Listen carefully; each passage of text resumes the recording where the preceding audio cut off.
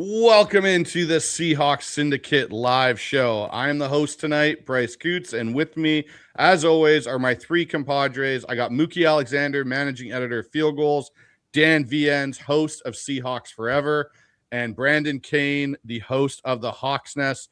Gentlemen, it's been a busy week or a busy few weeks. How you guys all doing? Yeah, kind of feel like the Seahawks want us to have a good show this week. Like this is usually when there's crickets around the league, but not just the Seahawks, the entire division. Well, everyone except the Cardinals giving us stuff to talk about this week. Most active dead season in a long period of time that I can remember. Right? Yeah, come on, guys. We can't be that mean to the Cardinals. Like it's like just it's poking the dead fish on the side of the river. It's not moving, guys. We already get that. Well, hey, they can make some noise if they give in to what Jacoby Brissett wants, and then the quarterback issue is already done and dusted. They can deal with that. I mean, if you've got Myles Garrett out there now in the NFC West, you need to have a lockdown situation at quarterback, and Jacoby Brissett's it. I tell you what, it's a busy week when AJ Brown finally getting dealt is not even remotely close to the top story. The NFL week, I guess we're going to have to start marking June 1st every year as significant for maybe trade reasons, more so than just normal procedural cap stuff moving forward. Because we had the Garrett news, we had the AJ Brown news. Maybe this will be a recurring thing, and the NFL will have firm grip on us year round in terms of news. It really was. They're trying to take Christmas, man. Yeah. They get every day they're grabbing Christmas. Every last day they're going to grab here now. Yep. Yeah. Well, and to your point, Mookie, and the league's so good at this, at making sure that they're relevant all the way through the calendar season. And, until they changed that rule a couple of years ago, you could make a move in March and just designate someone as a June 1st, cut or whatever. Getting rid of that really did make things a lot more interesting this week for sure. Yeah, guys. So let's kind of, we haven't been together for about 2 weeks now, and there's been a lot of news. So let's just kind of go through some of the quick hitters, nice and easy. So let's, Nolan Teasley obviously is now the general manager of the Minnesota Vikings, which I think is awesome for him. And again, it proves something that this organization is so good at, which is not just talent on the field, but talent in the front office, pro personnel departments and everything. Another one of John's guys is getting an opportunity to run his own franchise. I think it's so cool. It's great for him. His story, very similar to John Schneider's, talked his way into an unpaid internship at the beginning and then worked his way up that way. And here's where it gets really cool is we get draft picks for it. And it just so happens that the first of those 2 third-round comp picks we get comes in a draft that's being talked about in terms of generational strength. And that pick is going to end up bringing something really cool back to the team, whether they use it as a pick or use it to trade. But I also, the one concern, I know that some fans were worried about losing him, that somehow it was going to negatively impact their scouting process and their pro personnel department. John has layered that thing so deep and stacked it with guys that have been with him for a long time. I'm not concerned about it today, but if Nolan Teasley goes to Minnesota and does well, then I think the floodgates open. Trent Kirchner has been interviewed for jobs before. It's kind of surprised me he hasn't gotten one. He's got Matt Berry. He's got Aaron Heinlein. He's got all these guys that have been with him for a long time. If Teasley goes, if Minnesota goes and has a couple of good years, John could be looking at a rebuild of that entire staff. So, Brandon, I'm going to kind of go to Hugh with a question here on this. So, assistant general manager wasn't really a role that John had on his kind of front office staff, right? Nolan Teasley is the first assistant general manager he's ever had. Do you think they refill that role, or do you think they just disperse those responsibilities kind of out over Kirchner, Matt Berry, and some of these other guys? I think it kind of really depends on what really the internal working nature of the relationship was between those guys. Is this a guy that he goes to as a confidant that can be a voice in the room that might go counter to what he's hearing? Is this a guy that he just kind of bounces stuff off, but is interconnected to him in the process?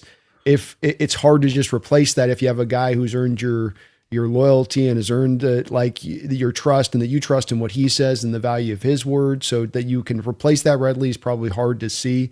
With that said, I think Dan's point about the fact that they have fostered, young up and coming talent, it sounds like. Remember last year with him on the 710 interviews, bringing up the presentations of these young guys and how that he was really putting them in the focus and allowing, it seems like, a pathway for them to rise up. And I think that's going to help. I think Dan's points on this are good ones, and that it can become a real problem down the road. But John's already getting up ahead of it a little bit, it would seem like.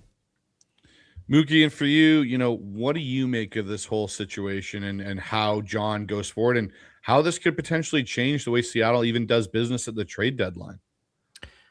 I'll tell you this much. If by any chance the Seahawks have a couple of down years over the next few seasons, then fans are going to be back on Schneider's case, and we're going to be going, Nolan Teasley was the real brains of the operation, just like we did with Scott McLuhan after he left for Washington. No, I'm only half joking, but as far as Nolan Teasley, it wasn't like he was an anonymous figure a couple of years ago. There is a survey that was done in The Athletic a couple of years ago, and they surveyed NFL agents for their opinion on best talent evaluators. Now, Schneider had the most votes. I think he had 4. Nolan Teasley had 2. And at the time, 2 years ago, he was in his first year as an assistant GM. And one of the quotes regarding Teasley was, he sees the board differently than others. He can blend analytics and the tape for a full picture. So he's been somebody on the radar for a good while. So I'm trying to think. The last couple of notable executives to leave for higher ranking positions from Schneider's tree, if you will, were Ed Dodds went to the Colts, and then Scott Fitterer went to Carolina. And Carolina obviously didn't go well for Fitterer, but how much of that is also David Tepper as an incessant meddler. Now, even still, Dan Morgan, former Panthers linebacker, he's their GM, but he was also working under Schneider for several seasons too. So what it means moving forward, I am curious to see what happens as far as any pipelines, because much to my amusement, the first 2 signings that Teasley made today were recently waived Seahawks, Michael Briscoe and Trayvon Rudolph. And one of those guys was a UDFA who was signed like right away, right after the draft. And he had a failed designation with like failure to disclose his physical condition or something, or properly disclose his condition. But like beyond, bit part players or fringe roster guys, I wonder if Teasley had more of a say than we think. I think that, Schneider's still the king, and we'll see things operate as smoothly as they have been over the last few seasons. But in terms of the scouting, in terms of some of the draft decisions, the trade decisions, maybe, just maybe, we might see some wrinkles thrown in. It's all a big mystery to us, but I congratulate Teasley for getting the Vikings job. Now, good luck, though. What's going to be interesting, too, about a little less than a year from now, when we're in that draft, that epic 2027 draft class, we have seen John over his entire tenure here in Seattle be really effective at making deals with other GMs around the league that he has close personal relationships with. And now he has another guy in place, albeit, it's an NFC contender, but he's made deals with other guys. Green Bay is one example. Minnesota has 10 picks in the draft next year. They have an extra 3rd. They have an extra 5th. They have an extra 6th. The Seahawks have 12 picks, an extra 3rd, and 3 extra 5ths. There's some opportunity there for the 2 of them to get together and move around a little bit on the draft board. That'll be fun to watch. It's an underrated point, Dan, and especially because remember one of the things that John talked about in this last draft, specifically to moving back from 32 into the second round. I couldn't get people, I couldn't get anybody to do it. Nobody wanted to, it was like everybody's like, yeah, you're the champ. Shut up. Stay in the corner. We're not doing nothing with you. Right. At least you got now maybe a voice of somebody that can be, hey, willing to do this. And just be willing to get a deal done. I'll be realistic. You be realistic. Don't just shut me down. Just close the door on me. You could look at it either one of 2 ways. So Minnesota has the 13th pick in the second round based on projections, right? Based on Vegas odds and all that. Right now, they're projected to have a middle of the second round pick. Okay, Seattle wants to move back. There's a candidate. Also, if they're in the middle of the first round, all those extra picks Seattle has, if there's an edge guy there's a player that they really want. Minnesota wants to add picks. I'm just saying. I mean, it's obviously a long ways out, but it'll be a wrinkle that we'll look at a year from now for sure. Hey, I'm just saying, Nolan Teasley goes to Minnesota. He's got to fit. Maybe he's the guy that stops the Minnesota Vikings from getting rid of good quarterbacks after they have a good year. Like, let's be honest here. Minnesota's got a bit of a history of that, right? Does he have one right now? No, and I'll that's tell you the what, thing. Maybe- McCarthy's out of there before August at this point, in my opinion. That guy's like trying to light the room on fire to get himself out there, it seems. Well, frick, his press conference that he had where Kyler was actually semi-decent in his press conference, and then you listen to JJ, and it's like, I want nothing to do with being in that quarterback room at all. Did you see what he did? Bryce, Did you go see ahead, Dan. So if you saw the quote from Kevin, he was talking about just how well those two are interacting in the room and everything. Kevin O'Connell was putting on a good face and saying, he reacted to everything. And then he kind of slipped up at one point. He said, look, as a captain, JJ knows how to conduct himself. So then JJ McCarthy immediately goes to his Twitter account and changes his profile to say former captain of the Minnesota Vikings. Oh, geez. And did you guys see the clip of him like last year at training camp where the lineman was like, all right, you got to say something now. I'm like, my voice is going out from trying to hype these guys up. You got to come in here now. Like, you got to step in here. And Jay's like, yeah, all right, whatever. And it's just, the signs are not good here on this one, man. And I'll say this, when he came out of college, my biggest thing with JJ McCarthy is I feel like he never had to be the leader because he had Jim freaking Harbaugh, who in his own right is his own leader of his own team. Like, he rallies everybody, and he had Blake Corum and, Aiden Hutchinson and a bunch of those type of players around him when he was at Michigan. He didn't have to do anything. He literally just, hey, kid, throw the ball 12 times. They basically, without doing it, ran a wing T offense in a pro-style form with how do we protect our quarterback from exposing him to having to throw the ball enough to actually win us some games. Let's just hand the ball off and hope our defense can play lights out. I just look at JJ now in the NFL, and I just feel he's gone. He's going to be another Zach Wilson type that's just going to phase out and be a backup at best or a third stringer at best that just bounces around the NFL. But speaking of somebody that's been a backup, Russell Wilson retired officially from the NFL. And so I'll go around and I'll go counterclockwise this time. So Mookie, I'll start with you.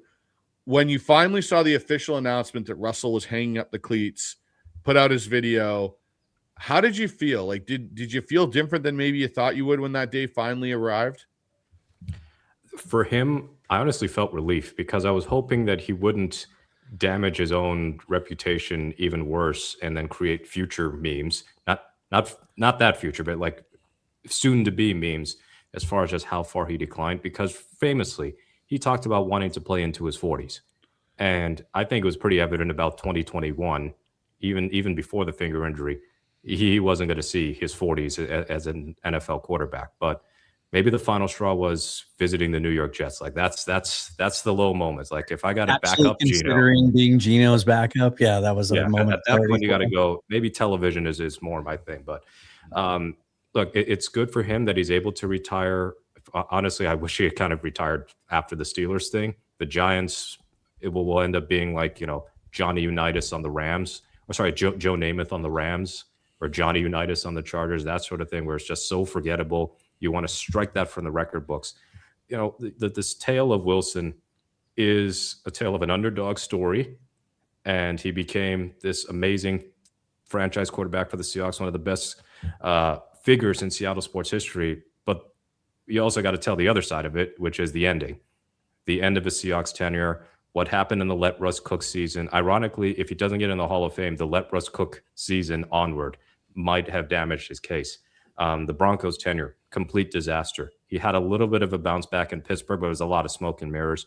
I choose to remember Russ more for the best moments, meaning from 2012 to 2019, where, they take a flyer on him in the third round. They had Matt Flynn, and there was buzz even from Carroll back then in OTAs and minicamp that, hey, Russ has got a legit shot at winning this starting job.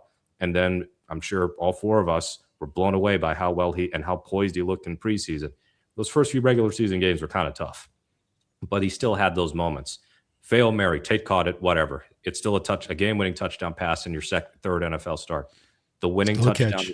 Yes, the Sidney Rice touchdown against New England, which was one of my great favorite plays in the history of my time as a Seahawks fan, is the fact that they were down 2 touchdowns with 5 minutes, and he was able to get 2 touchdown drives in next to no time and knock off the New England juggernaut, winning a Super Bowl, being within a yard of winning a second Super Bowl, but we kind of know that story there. His evolution from the dual threat quarterback to a much better pocket passer than he used to be. We know his limitations, but the fact that he was able to be so successful with those known limitations, whether physical with his height or certain things regarding seeing the middle of the field and using it consistently, he's had a hell of a career. 10 times in the Pro Bowl, an All-Pro selection. He has unfortunately been the victim of the fact that in his era, you had Peyton having that MVP season of 2013. You had Brady forever being great. He had other greats above him who were just having these all-time great seasons. Aaron Rodgers, of course, being one of them as well. So hats off to Russ. I think that things will have smoothed over with the fan base, and that at some point he'll be in the Ring of Honor, bare minimum. Hall of Fame is a very different story, because while he has the numbers of a Hall of Fame quarterback, there's one thing missing. Never been an MVP, never had an MVP vote. If MVP ranked choice voting existed during his best years, he absolutely would have gotten top 5 voting. And he was never Super Bowl MVP, even though he played really well in the Super Bowl win over Denver. Yeah, he did. Most quarterbacks in the Hall of Fame have at least one of those two, or even like Offensive Player of the Year. So he's not going to get in right away if he does get in. And it would be a shame, though, for that era of Seahawks football to have so few Hall of Famers, because like Marshawn is a question mark. Earl, I'd like to think gets in. Russ, question mark. Sherm, again, I'd like to think gets in. Cam, probably not. Bobby is like the only guaranteed surefire thing, but it's Russ's time. I wish him the best, and hopefully he's a good analyst, because God knows it's a struggle for me to watch those pregame shows. Brandon, what about you? How did you feel when you finally saw the news that it was official? Well, there was a long time of to end the place of kind of making your peace with Russ all the way around as a player, both to that end when he left and things got a little bit tough and a bit bitter, and then to the watching what he's gone through, and then your heart goes out to him on the exit here and where he's gone. I think there's a lot of things that when we come down to what we do in analyzing teams, analyzing players, and how to look at players, I think that there's a lot of stuff to think about with him. Mookie touched on a little bit of this, and that's working within limitations that you can't control. Brock Purdy, Kyler Murray, a variety of other smaller quarterbacks who Russell set the stage for to come here have shown us there are places on the field I cannot see. If you're asking me to run a time rhythmic-based offensive approach and making throws to the middle of the football field, especially short, I'm going to have a hard time with those.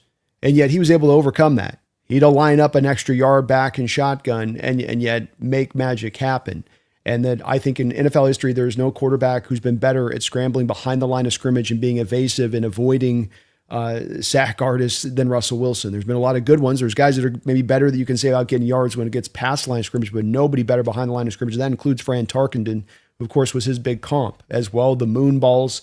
Someday you're going to have to break down to me, Bryce. I know I've lamented this many times as to why these guys anymore don't throw it out in front. But with that being said, why does he throw the moon ball? Because it comes in right as a drop into the bucket. It's easier to catch for a wide receiver theoretically.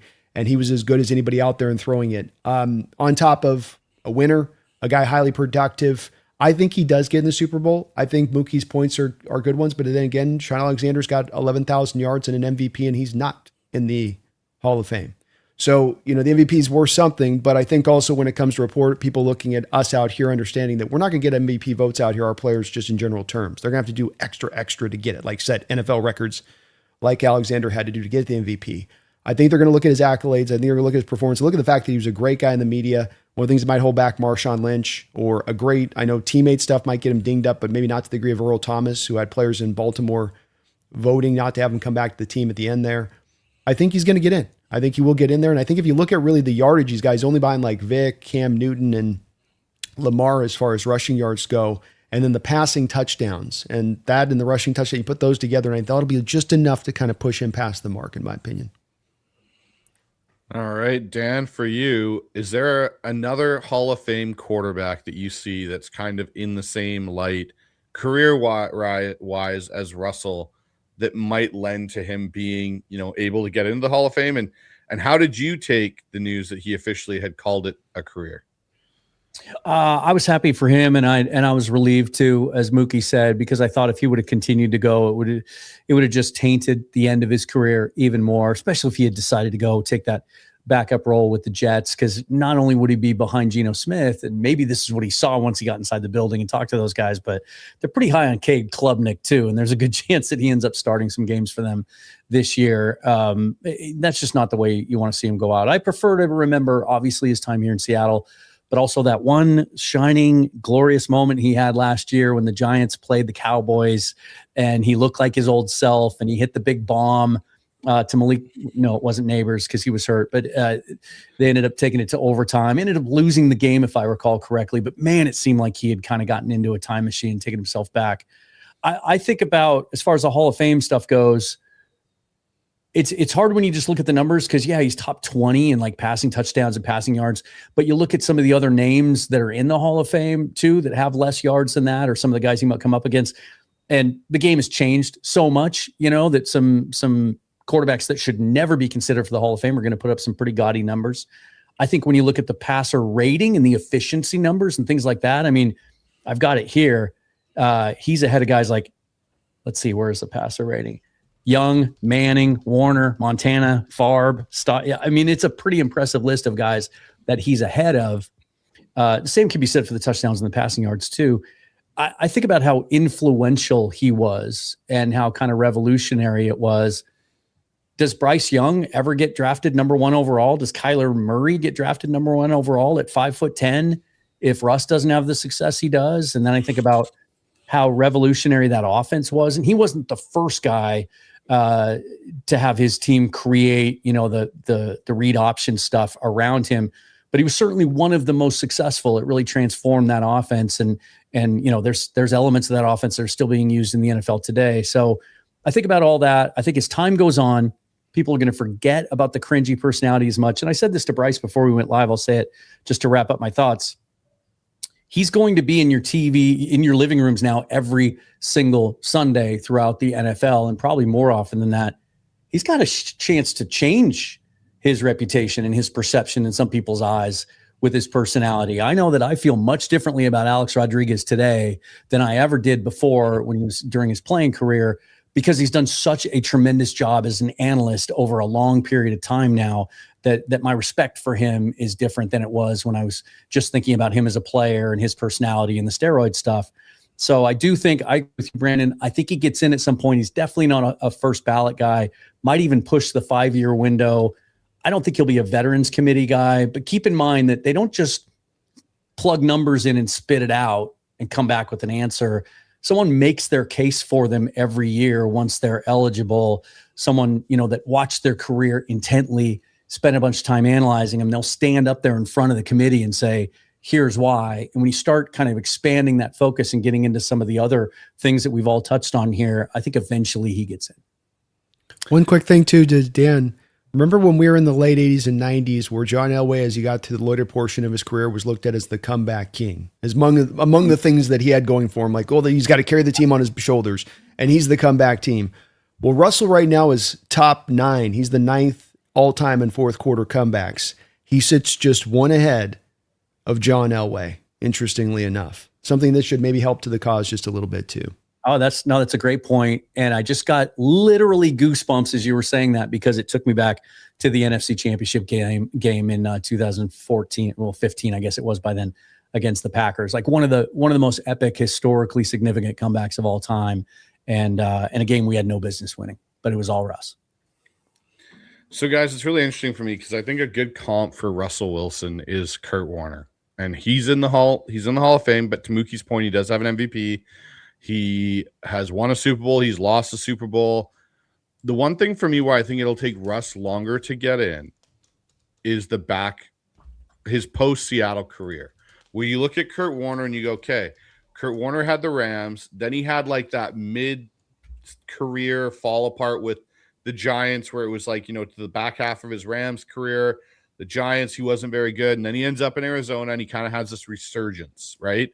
Leads them to a Super Bowl and starts playing really good down the stretch there and unseeds Matt Leinart, who was supposed to be their franchise guy. When I look at Russ, it's almost like the reverse happened. Russ was doing so well in Seattle. All of a sudden, Russ is gone. He goes to Denver. He goes to Pittsburgh. He goes to the Giants. And it's just like it got worse and worse. And yes, we saw moments in there of old Russ, but it never got better. He never had one more significant playoff win. Yes, he got Pittsburgh to the playoffs, but that was about it. And that was such a season that had turmoil around it. It wasn't, an easy kind of season for him where it's like, hey, you're the guy, and here we go. Like it was Justin Fields and so on. I do think he gets in, but I think he's going to be like on ballot 6. He gets into the Hall of Fame. That's where you really start to see that happen. I just don't see it early on for him getting in when there's still other guys that aren't obviously in the Hall of Fame yet that will definitely go above him. Let me ask you. You were asking for a comp, though, Bryce. So what would make him off of Fran Tarkenton? Tarkenton had an 18-year career. Both had very similar styles of game. Fran Tarkenton had the purple people eaters of the early 70s to help buoy whatever he was in his success. He had some dips and ebbs and flows with the Giants midway through his career and had a little bit of a dip before he came back to Minnesota, and then he was all right there. But statistically, it's hard to compare him. I get it with different eras, but Russ has obviously got him beat all the way down the line in any kind of statistical category. The one thing Fran will have is the MVP, but then Russ has actually got a Super Bowl victory. So you guys might be right on this one. I maybe not the first ballot, but I think he gets in pretty doggone quick on this. It'll be interesting to see where the voters, where they put the most weight. Because, as you guys are talking about it, I threw in a couple of player comparisons here in StatHead, and you talked about Kurt Warner. The only thing Kurt has over Russ is MVPs. That's it. And then I thought, who's someone that his game stylistically was similar to?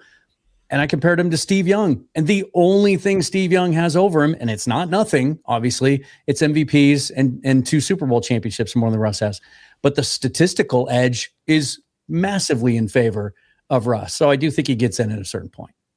And Dan, how much did Young really, I love Young. Young was a great player.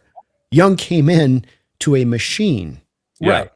Yeah, absolutely. Don't screw it up, Steve. Just keep the car in drive and just kind of coast on down that highway.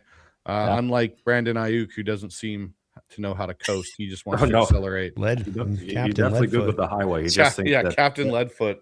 Every day is but no, I do believe Russ gets in. I just think it'll all depend on, to Dan's point, who's pushing the narrative for Russ, as well as who is Russ going up against in those situations as other players at that time. And that's the other thing. Like if it was just like, hey, quarterbacks, like here's your list. You have to put in 2 quarterbacks every year. Russ probably, I would say, gets in, because once you knock off Brady and Peyton, then bang, away you go. It's kind of a lot easier of a discussion to have, I think, at a point. But you got to compete with, different players from, the eras and stuff. Like that's where I think it'll be interesting to see when Russ does get in. I think he gets in.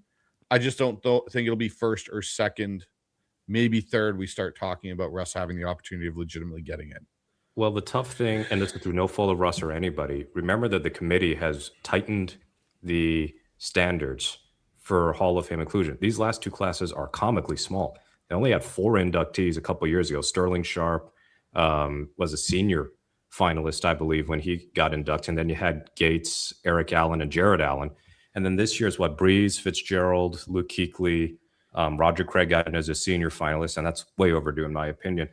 So I think they only had 5 this year. We were 2 years ago expecting Mike Holmgren to be in the Hall of Fame. That looked like a shoe-in lock situation, and he ends up not getting in because they've changed things so much that this is the total opposite of the Basketball Hall of Fame, where because it's not the NBA only, they'll let damn near anybody in. But the Pro Football Hall of Fame has just somehow become more exclusive in the past few years, where I feel like there should arguably be more people in there. And Russ could end up being one of the unintended victims of these changing criteria. And I think it sucks for him because a guy like Kurt Warner, his Hall of Fame candidacy, a lot of it is just the story. Because if you look at his entire career, there's, as Bryce said, there ain't a whole lot there after like 2002 with the Rams and then the Giants and then, the first year with the Cardinals. But the fact that he went from grocery bagging and arena football to winning a Super Bowl as the emergency started when Trent Green blows out his ACL, becomes one of the best quarterbacks in the league, revives his career, and takes freaking Arizona to the cusp of a Super Bowl win. That story is why he made the Hall of Fame more so than his numbers. Even Terrell Davis, he's somebody who breaks the trend of having the longevity to go with the numbers. Does he have the longevity? Absolutely not. Does he have the story of being one of the best playoff running backs we've ever seen? Yes, and that's how he gets in, while Sean Alexander unfortunately misses out. So again, it all comes down to politics and just petty things. It's so stupid. I mean, shit, Belichick just didn't get in in his first year eligibility. You know, it's a fascinating point that you make about who he's up against. And I just did a quick search. And so, you know, I'm going to do a deeper dive on this because I'm going to do a whole show on this tomorrow. But it might not be as much about who will be eligible for the first time when he retires, because no other big name quarterbacks retired this year. So maybe he does have a chance to get a significant number of votes in his first year of eligibility because, first of all, he could send a thank you card to Aaron Rodgers for deciding to play one more season, right? But think about some of the quarterbacks who haven't got in yet, who, if they get in between now and the time Russ is eligible, it might kind of clear the path a little bit. Eli, Phillip Rivers, whose clock resets now because he played last year. So that's one guy that he'll now be first ballot eligible the same year as Russ. And then Roethlisberger and Matt Ryan. Those are guys that I would think would get in before Russ comes up. And so if there aren't any other significant names that pop up over the next couple of years, it could clear the way for him a little bit. It'll be interesting to see how it goes, guys. That's the one thing I will say. After, for me at least personally, seeing that video, it really also feel like for me the closing of the LOB conversation period. It was a great video. It was so good, but it really feels like to me like he was the last because Sherman's gone, and I get Bobby's still out there. I 100% appreciate that. But Russ felt like kind of the last true piece for me in a way, for me to go like, okay, we can stop really talking about that because that isn't sitting in my head. When I see Russ, I'm like, man, I remember those days where he used to do this, and you know, with how the fact we have a great defense, and it just kind of brought all those emotions back. Now that that's kind of closed off, at least for me, it's kind of nice to just be able to be like, yeah, that was an amazing era of Seahawks football. Yep. I mean, no doubt the defense had a major role. It was the preeminent reason that Seattle was a Super Bowl champion and perennial contender. But some of those game-winning drives, some of those Houdini-like plays, huge reason for Seattle even getting to a Super Bowl and let alone winning it. So Russ had his part. And yes, the dual threat aspect of his game, I can't stress enough how revolutionary that was, that we had him, we had Kaepernick and RG3 all kind of doing the same thing at the same time. But neither one of those other guys, neither Cap nor RG3 was able to sustain that. And they were not 1/20th the pure passer that Wilson was. And when you have Wilson and Lynch in tandem, you have to respect both of those guys. You have to respect Lynch as a running threat, and then you have to respect the read option keep. And they weren't doing that those first several weeks of Russ's rookie season. They were just kind of running the same under center offense or shotgun 5 wide receivers as empty set stuff that Bevel loves so much. And then that Bears game happened, and he practically sent Brian Urlacher into retirement because they ran the same damn play over and over again, and Urlacher's hamstring was failing him bad. And once that happened, you get the 50 burger against the Cardinals, the 50 burger against the Bills, 42 points against the 49ers, all that. That's when the offense started to come alive. And I think the best version of Russ we ever saw was that stretch in 2015, the second half of the year. The Pittsburgh, and what do you throw, like 24 touchdowns and no picks or something? It was a video game-like numbers. It was Russ playing on time, attacking the middle of the field, even after Jimmy Graham's knee injury happened. He looked like a quarterback with the utmost confidence in his own abilities and trusting his reads and staying on schedule. And, you know, it's kind of funny because I think in the moment, a lot of national media undervalued Russ. And then as the years progressed, there was kind of like an overcorrection and a blind eye toward some of Russell's shortcomings, some of his struggles, such that it wasn't just Pete, quote unquote, holding him back, or this offensive coordinator, or this latest bad offensive line. Some of it was Russ kind of setting his own house on fire. But then it got, too vitriolic when he was in Denver and then Pittsburgh, and now it becomes like this retroactive, he was never that good. He was carried by the defense. He's carried by the run again. No, Russ was a major component for Seattle's success. He had his shortcomings. Nobody's perfect. He definitely had some, personal things that's kind of affected his reputation negatively. But as time passes, I think his game will be appreciated a lot more for what it was and how impactful it was. And I'll tell you what, I said it on Twitter. I know Cam Newton has been brought up as a Hall of Fame quarterback.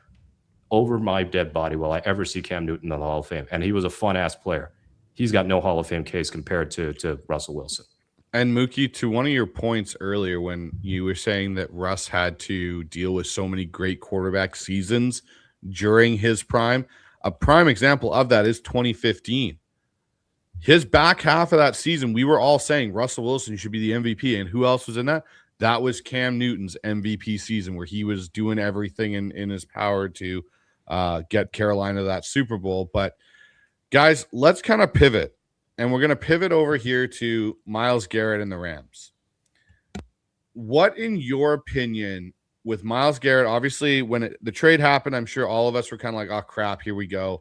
I know my initial response when I saw that just the little ticker of Myles Garrett to the Rams, I went, please don't say that Jared Verse is on the other edge, because that's where I actually was like, okay, this is now going to be a little bit more of a potential challenge. I don't get me wrong. I think Myles Garrett is the best defensive player in the NFL. I truly do. I also don't think one player makes a defense great. And we've seen that in Cleveland with him. Like, he is a fantastic player. But we also saw him come into Seattle against Charles Cross in 2023. And the Seahawks offensive line didn't have a huge issue dealing with Myles Garrett. We'll start with you, Brandon, on this. How worried would you say of the impact of Myles Garrett in this arms race with the Rams for divisional crown do you think he has? Well, I think it's definitely immediately concerning. It does, in my opinion, on paper, push them past the Seahawks, though I don't put that as we don't still have as much, from my standpoint. I think we still end up over the top of them at the end of the year. It's on paper. I think the age portion of this cannot be understated, and that this is a roster just slowly, bit by bits, getting older and older. And you touched upon it with Verse, though some Ram fans are trying to sell me on Byron Young somehow being better than Verse. I think that's pretty laughable. He's a good player too. Don't get me wrong. Very good player. Verse is the better player. That's why the Browns insisted upon him. And he is, I think, the best player on the Rams defense. Was last year. So when you talk about, hey, do you want to give up the best player on your defense to give Myles? No, the whole point of making the go for it move is I just want to throw draft capital at it. That's the point of the go for it. That's not go for it. That's something else. Dan, we need another term for that. That part of it has me a little bit going, well, this has got a little bit of something extra to it on this. And some of the issues that are still with this Ram team remain: the depth, special teams, McVay's penchant for wanting to pass the ball too much, which puts that same said depth in peril. I think that this is one that, yeah, it makes you better. Good for you on it. Great move. But at the same point in time, I don't find myself quaking in my boots. Dan, how about you? Initially, in the moment when I got the notification, and you know the way those notifications come up from Schefter on ESPN, right? You never really know what the story is at first, and so you see Cleveland Browns trading Myles Garrett, and then you have to open the notification to see where the hell he's going. And so for that split second, I thought, is it Seattle? Because, you know, they checked in, they did their due diligence, they debated the merits of being aggressive and going for him and giving the Browns what they wanted and making that move. Ultimately, they decided, you know, the cost was too high and they didn't want to stray from their plan. I was much more relieved that it was Verse and not Byron Young, as everybody expected. Even, you know, Jake and a lot of the Rams content creators thought that it was going to be Byron Young. And Byron Young's a fine player. He really is. But it's just, like you said, Bryce, it's a lot less scary, that combination, than it would have been with Verse on one side, Myles Garrett on the other, with Kobe Turner and Braden Fisk in the middle and all of that. I'll say this. It's, you know, hats off for the aggressiveness. They have a different way of going about doing things there. Over the last 10 years, only drafting in the first round 8 or 2 of those 10 years. And now one of those players has been traded and the other one's going to be their backup quarterback. So basically they punted on 10 years worth of first round picks as far as getting value back for their own roster.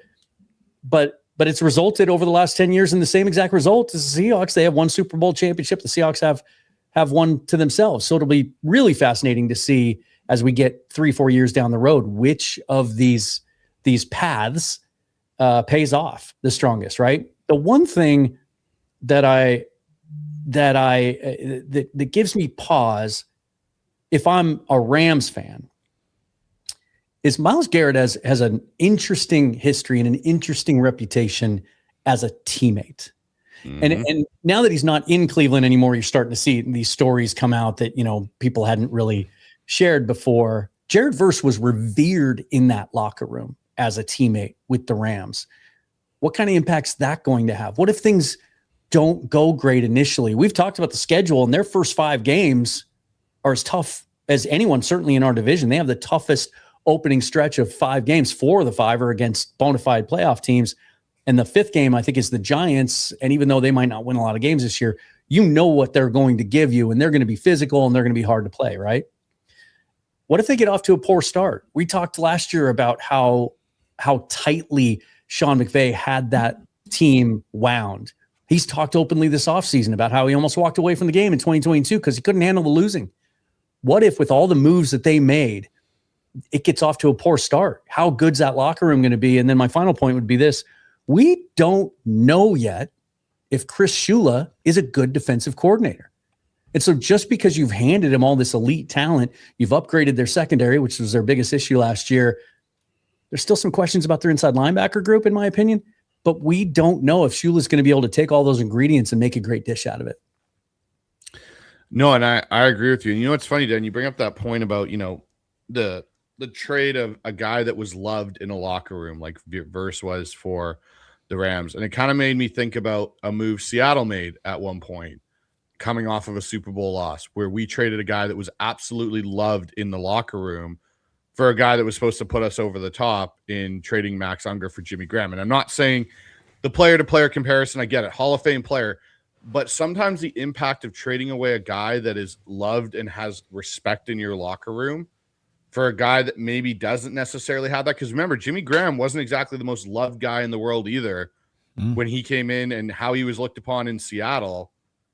And he never kind of lived up to the billing. And I'm not saying Myles Garrett won't live up to the Myles Garrett billing, but sometimes when you mess with the chemistry of your locker room by trading a guy that's got a good foothold of being a voice and being something that, guys respect and want to, play with, sometimes that can erode you without even thinking about it. And sometimes these teams make these deals, and that's something that, people don't think about. And having a coaching background that I do, sometimes the guy that has the voice of the locker room and the hold of it is one of the most important guys, even though he may not be the superstar on your team. So it'll be interesting to see how the Rams handle that, to your point, if things are rocky to start.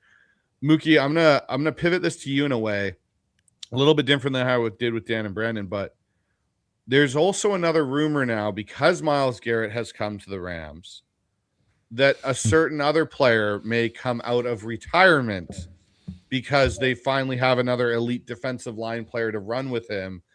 What do you make of the Myles Garrett impact on Aaron Donald? Do you think he comes out of retirement? And if he does, do you think he is anywhere close to being the player that he was towards the end of his career? I don't think he comes out of retirement. He seemed pretty at peace as far as walking away as recently as the 2022 season. That was the year before he actually retired. Like just to have that ring, close out the Super Bowl. Honestly, he had as good a case as Cooper Kupp for winning Super Bowl MVP with the way he dominated the Bengals in the second half. But he had to deal with a shitload of losing. I mean, he was there for the Fisher years before McVay got there. Those first 3 seasons were rough. And he was able to get that ring. He was producing and then not winning, and then he was winning.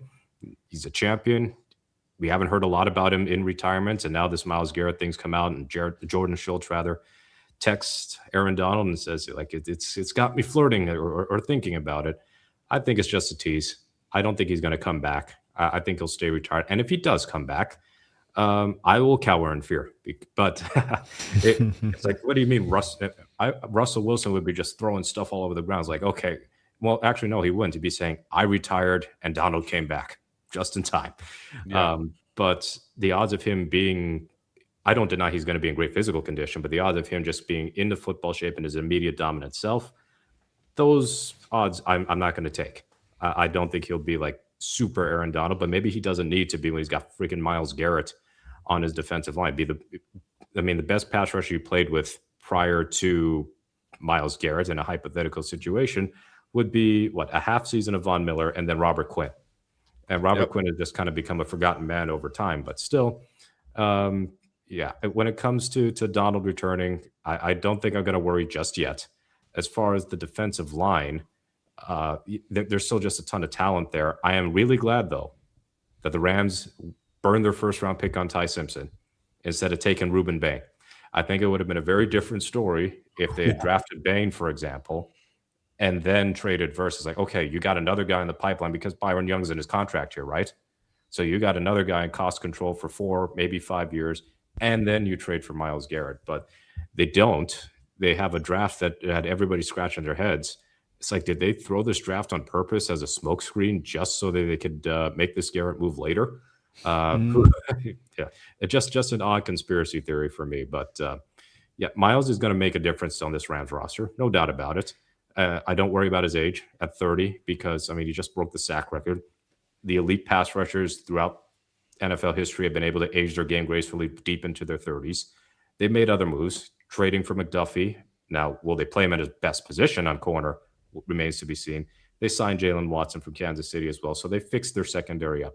But I see a case where if the Rams aren't as great as we think, it's because their offense took a step back, not their defense. And I argue that because the offensive line was great last year, but they were also, for the most part, very healthy. Now, when they were injured in that one game against the Falcons, the week after the Seahawks game, Alaric Jackson didn't play, Dotson didn't play. Stafford didn't look very MVP-like to me, did he? Just throwing picks. And I believe they lost the game. And they lost the game, although I'm not sure ESPN or any of the other media people would even acknowledge the Rams even lost any games last year. The fans Don't trigger me, Mookie. Don't you trigger me. But you get my general idea. And then I look at the wide receiver position, and I see Puka Nacua having this eventful offseason, to put it very mildly. And you got Devontae Adams, who was more or less a red zone target than he was like a between the 20s type of receiver. After that, you're dealing with what, Mumfield, Jordan Whittington. I don't know if they're going to keep Xavier Smith after his muff punt. It's not an inspiring receiving group. At tight end, of course, they got Higbee, they got Parkinson, but I think the offense could end up regressing, and it might offset whatever improvements they make on defense.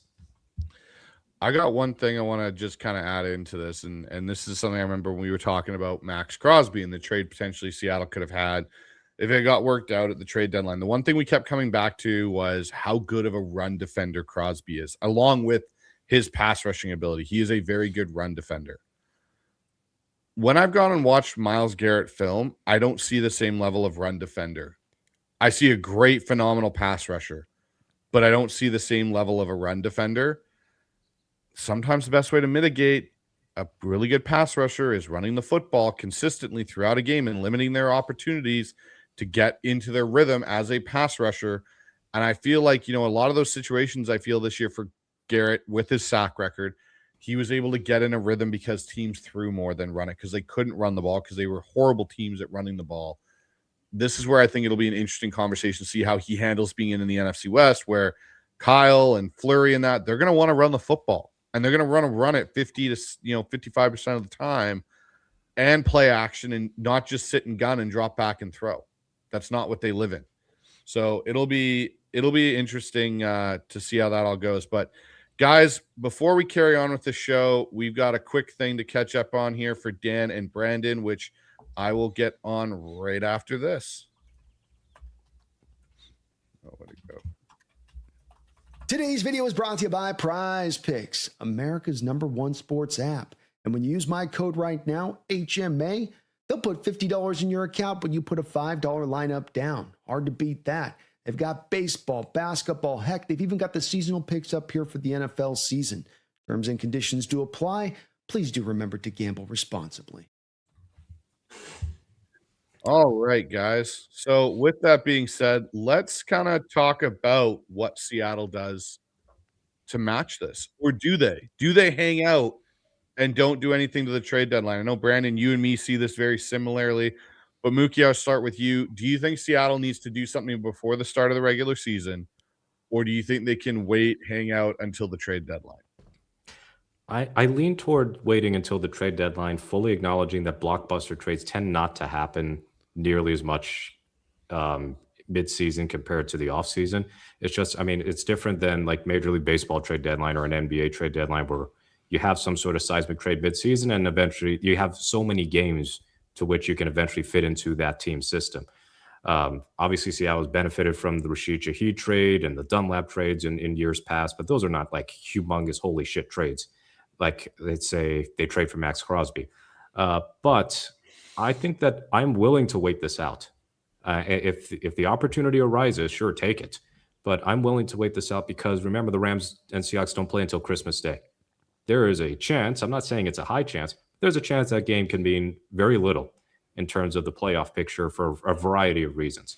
And you'll have time to see how the Rams season goes, how your own season goes, how the 49ers season goes. And you can kind of assess whether you need that little extra juice.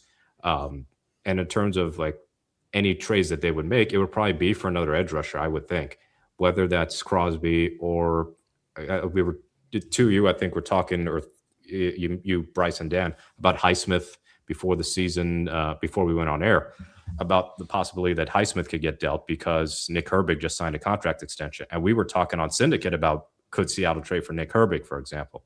As I said on Tuesday's show with you, Bryce, when we were talking about Derick Hall, the Dante Fowler contract is so incredibly cheap at $2.5 million, and the other $2.5 million in incentives, that it's very possible that if things don't go as well as we think, and that Fowler just aged 25 years overnight, that he just becomes another MVS, and that they will make a splash play for a good pass rusher, certainly not a Garrett level, but whether it's like Thibodeau or Highsmith or somebody else, that sort of tier. And I think they don't absolutely need Max Crosby. They can just have a good pass rusher instead of just shooting for the absolute best. Either way, they have the draft capital, and I am so certain Seattle is going to make a trade at some point. They have 12 draft picks projected for next year. You look at their free agent list, they don't have a ton of free agents of consequence for the 2027 offseason. If they get Leonard Williams contract extension done, Uchenna Nwosu becomes your top free agent. And I don't think they're going to keep Chenna. And after that, you might have some cap casualties or retirements with Kupp and Lawrence and Reed. But otherwise, the core of your roster is going to be sticking together for another couple of seasons. So the opportunity is there. The cap space is there for Seattle to take a swing. And even before the Garrett trade, it feels like that Schneider has been building this offseason in mind with the idea of, hey, we won the Super Bowl. We're not going to rest on our laurels. We're not going to be reckless. If we have the capital, then we can swing, as opposed to, trading for Jamal Adams and ending up with 3 draft picks the following year.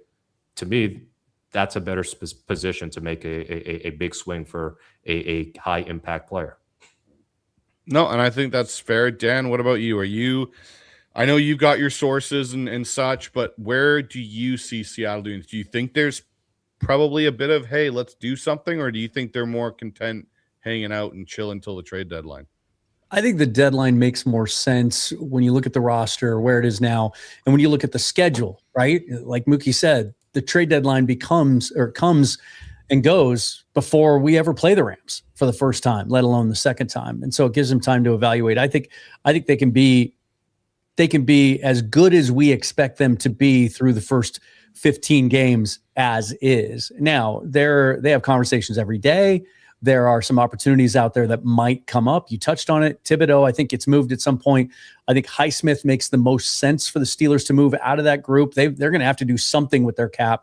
They literally don't have enough as we sit here today to take care of everything before the 53-man cut when you have to be compliant.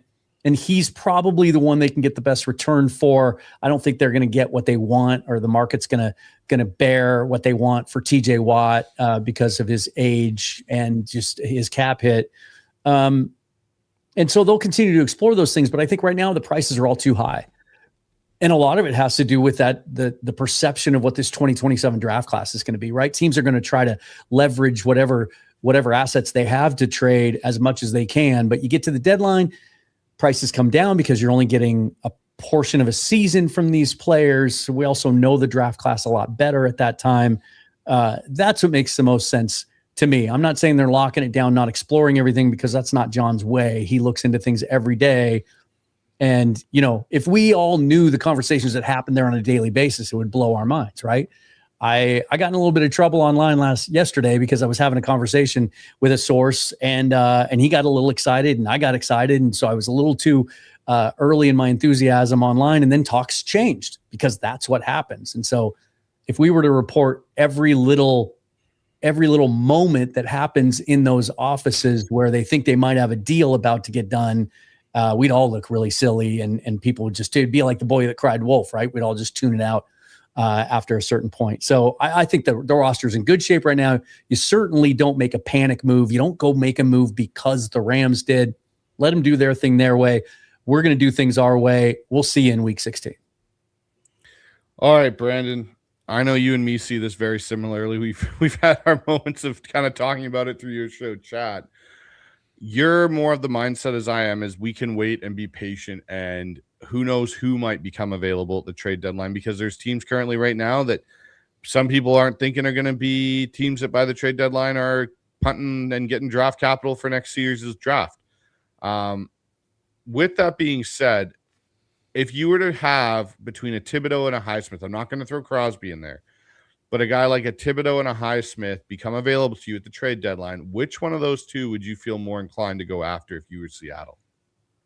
Highsmith. That's it's quite easy on that one. So I'm not a big believer in Thibodeau, though. I just think that he's a little bit of fool's gold to me. Looks the part, but I just don't ever trust that he's going to get to the part where that guy's going to be a dynamic, impactful part of a great defense. Just don't think it's ever going to happen. I might be wrong on that, but I stand pretty firm, and I have this take since he's been in college, and it's still remained true since college, so we'll see.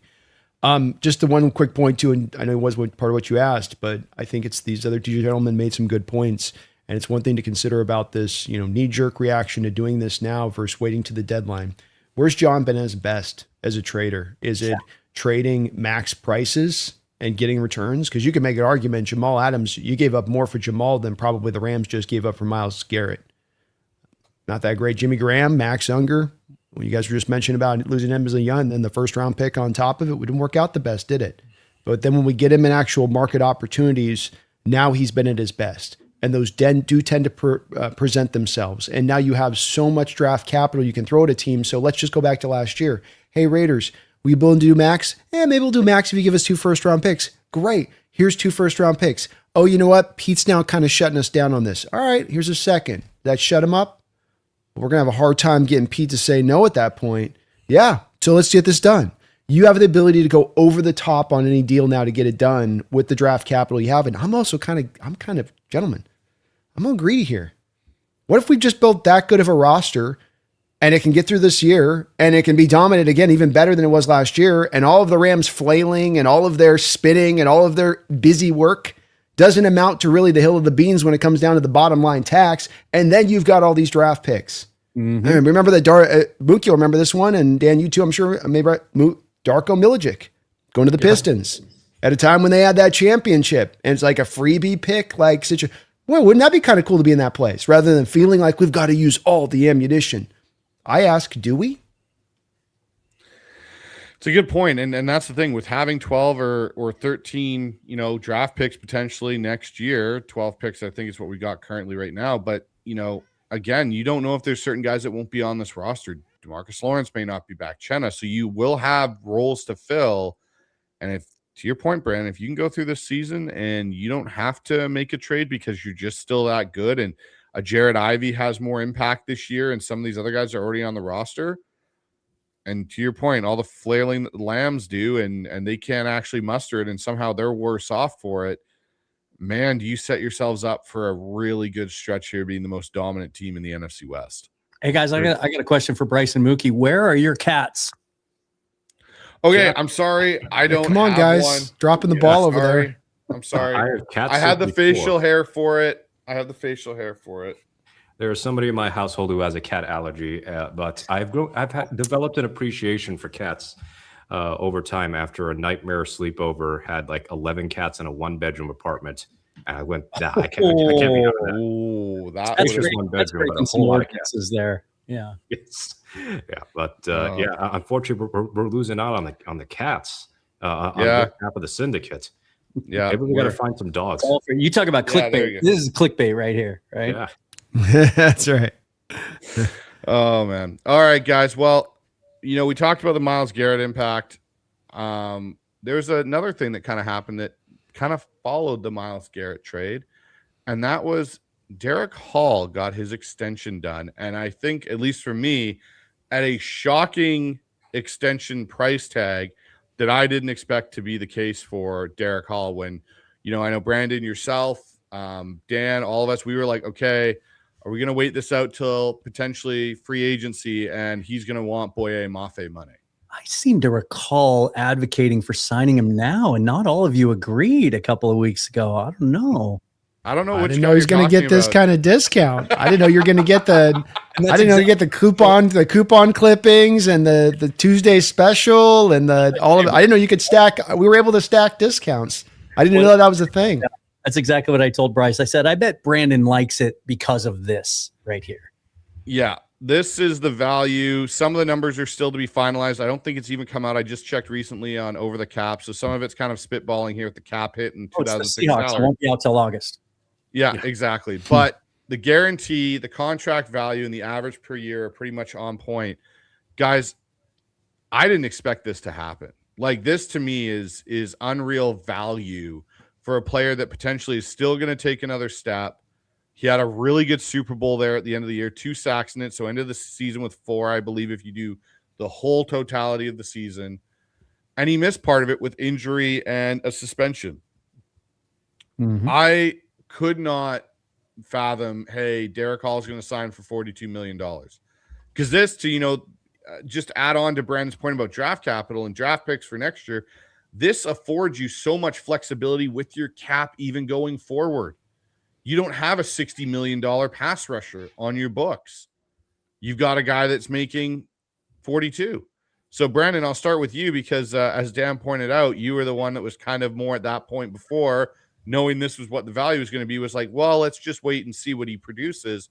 How do you feel about this whole contract and how this sets Seattle up going forward? Well, it really can't be understated that this is a contract that has to be unpacked on a couple different levels beyond just, what he's getting as a player here. It is the fact that the discount, I joked a second ago, but it's really not overstating it. Boye Mafe just got a $20 million a year deal, and he is a better player, and he would be slated. I mean, I'm telling you right now, if Derick Hall's agents aren't drunk today, 6 sheets to the wind, then I'm a liar. Because right now they're sitting there kicking air going, $22 million. And I think he referenced this yesterday in his press conference, and I understand players will say this sometimes, but the proof is in the pudding. This is going to be basically a 4-year, $44 million deal when it's all said and done. That's $11 million per year, while at the same time, Mafe just got the $20 million. That's half. That's half. And I think what's phenomenal about this is that we don't see discounts from players in the NFL like ever. I mean, we can count on our hand the number of quarterbacks, because that's the position that everyone gloms onto. Is, why don't you take a discount? Well, there's very few that we've run across in our history we've ever seen who's been willing to do that. And here we have a player on his first major contract, not a former first-round pick, second-round pick paid all right, but on his first major contract, taking a discount and referencing the back that we're trying to build this thing in here. And what did we see Jackson Smith do, by the way? What did we see Jackson do? Yep. It's the very same thing. So this is not just a one-off situation here. You saw Ernest Jones' contract and $11 million per year and how much that discount that looks. We can go step by step, blow by blow on this, but you're starting to see this as a trend on this team. And it's one of the most beautiful developments we could ever see, because it indicates that these guys are getting it and getting it again in a unique way that cannot be understated, because this does not happen in the NFL. Nobody's taking any discounts. Well, and this gives me, I'll be honest, and Dan, I'll go to you next on this, but this makes me feel like, given to Brandon's point, the mentality within this organization and the way these guys are thinking, that there's a chance that this could lead to Sam Darnold next year. We've all already talked about it, being up potentially for an extension, not going, hey, I need to max out my value as a quarterback. If he puts together another year like he just did, he might do very well what Derick Hall did and go, yeah, I'm okay leaving money out on the market because I want to be here. This is where I want to be. So, Dan, when you saw this come through, what was your initial reaction and thoughts on this? Yeah, really, really surprised and really pleased, especially when I saw the numbers. And I think this this points out a couple of things. First of all, it really does tell us how the organization feels about Derick Hall versus Boye Mafe, because to any of our knowledge, I don't believe there was any legitimate reporting last year at this time that they even made a concrete offer to Boye Mafe. I just don't. He's a guy that they wanted to see another year of production from, and it just kind of sounds like they weren't ever sold on him as a long-term piece of this foundation, where they obviously feel that way about Derick Hall. And I've never been one to, I know some fans will say that certain players should take a discount. They should take less money than the market bears so that, you can spread the cap around. I've never said that. It's a violent game. You never know when your career is going to end in this thing. I mean, just look what Brandon Ayuk is going through right now, right? One play could change the rest of your future and your career. And so, get as much money as you can, especially on your second contract, because that's mostly that's going to be your best opportunity to get generational wealth. But when you look at Derick Hall, he just turned 25 years old in late March, and you see the improvement year after year. You saw the improvement late in last year, how effective he was in the playoffs. And then when you know his story and his background and what he had to overcome as a kid physically and everything else, and just the kind of person he is, the Seahawks talk about how the person matters as much as the player. And they're not just spinning words for the sake of it. They mean it. And now, they backed it up here by rewarding a player that they view as a concrete piece of their foundation. And I'll tell you this, I feel a whole lot better about the 2027 roster as we sit here, because until yesterday, the only edge player who was under contract for 2027, not including like the undrafted free agent guys who get a standard non-guaranteed 3-year deal, was DeMarcus Lawrence. And we're not sure if he's going to play next year. So at least now we can look ahead to next year and we can see a piece in place in that edge group and at a really reasonable number. So just win all the way around. Yeah. And Mookie, for you, the story about Derick Hall, I think even makes this that much more awesome for the fact that we see a guy get to stay here, gets extended, gets money and generational wealth to a point, but a guy that, given what he's gone through in his life, realized how important it was to be in a place that appreciated him and that he loves to be. Yeah, and just to reference his press conference from Wednesday, he said, "This place is really special to me." Says, obviously the money enhances our job and what we do, but it's really about the love of the game and knowing what I'm getting myself into when I come to work every day. This is a pristine organization. John, Mike, all those guys do a great job of letting us be ourselves and truly come out to compete. I know we're going to win a lot of games and a lot of championships here, so I'm willing to sacrifice whatever everyone else thought I would be able to make to be able to be here and be with this team. Because there's no doubt in my mind that if there was a scenario where Hall had a contract year leap, he would be out of Seattle's price range.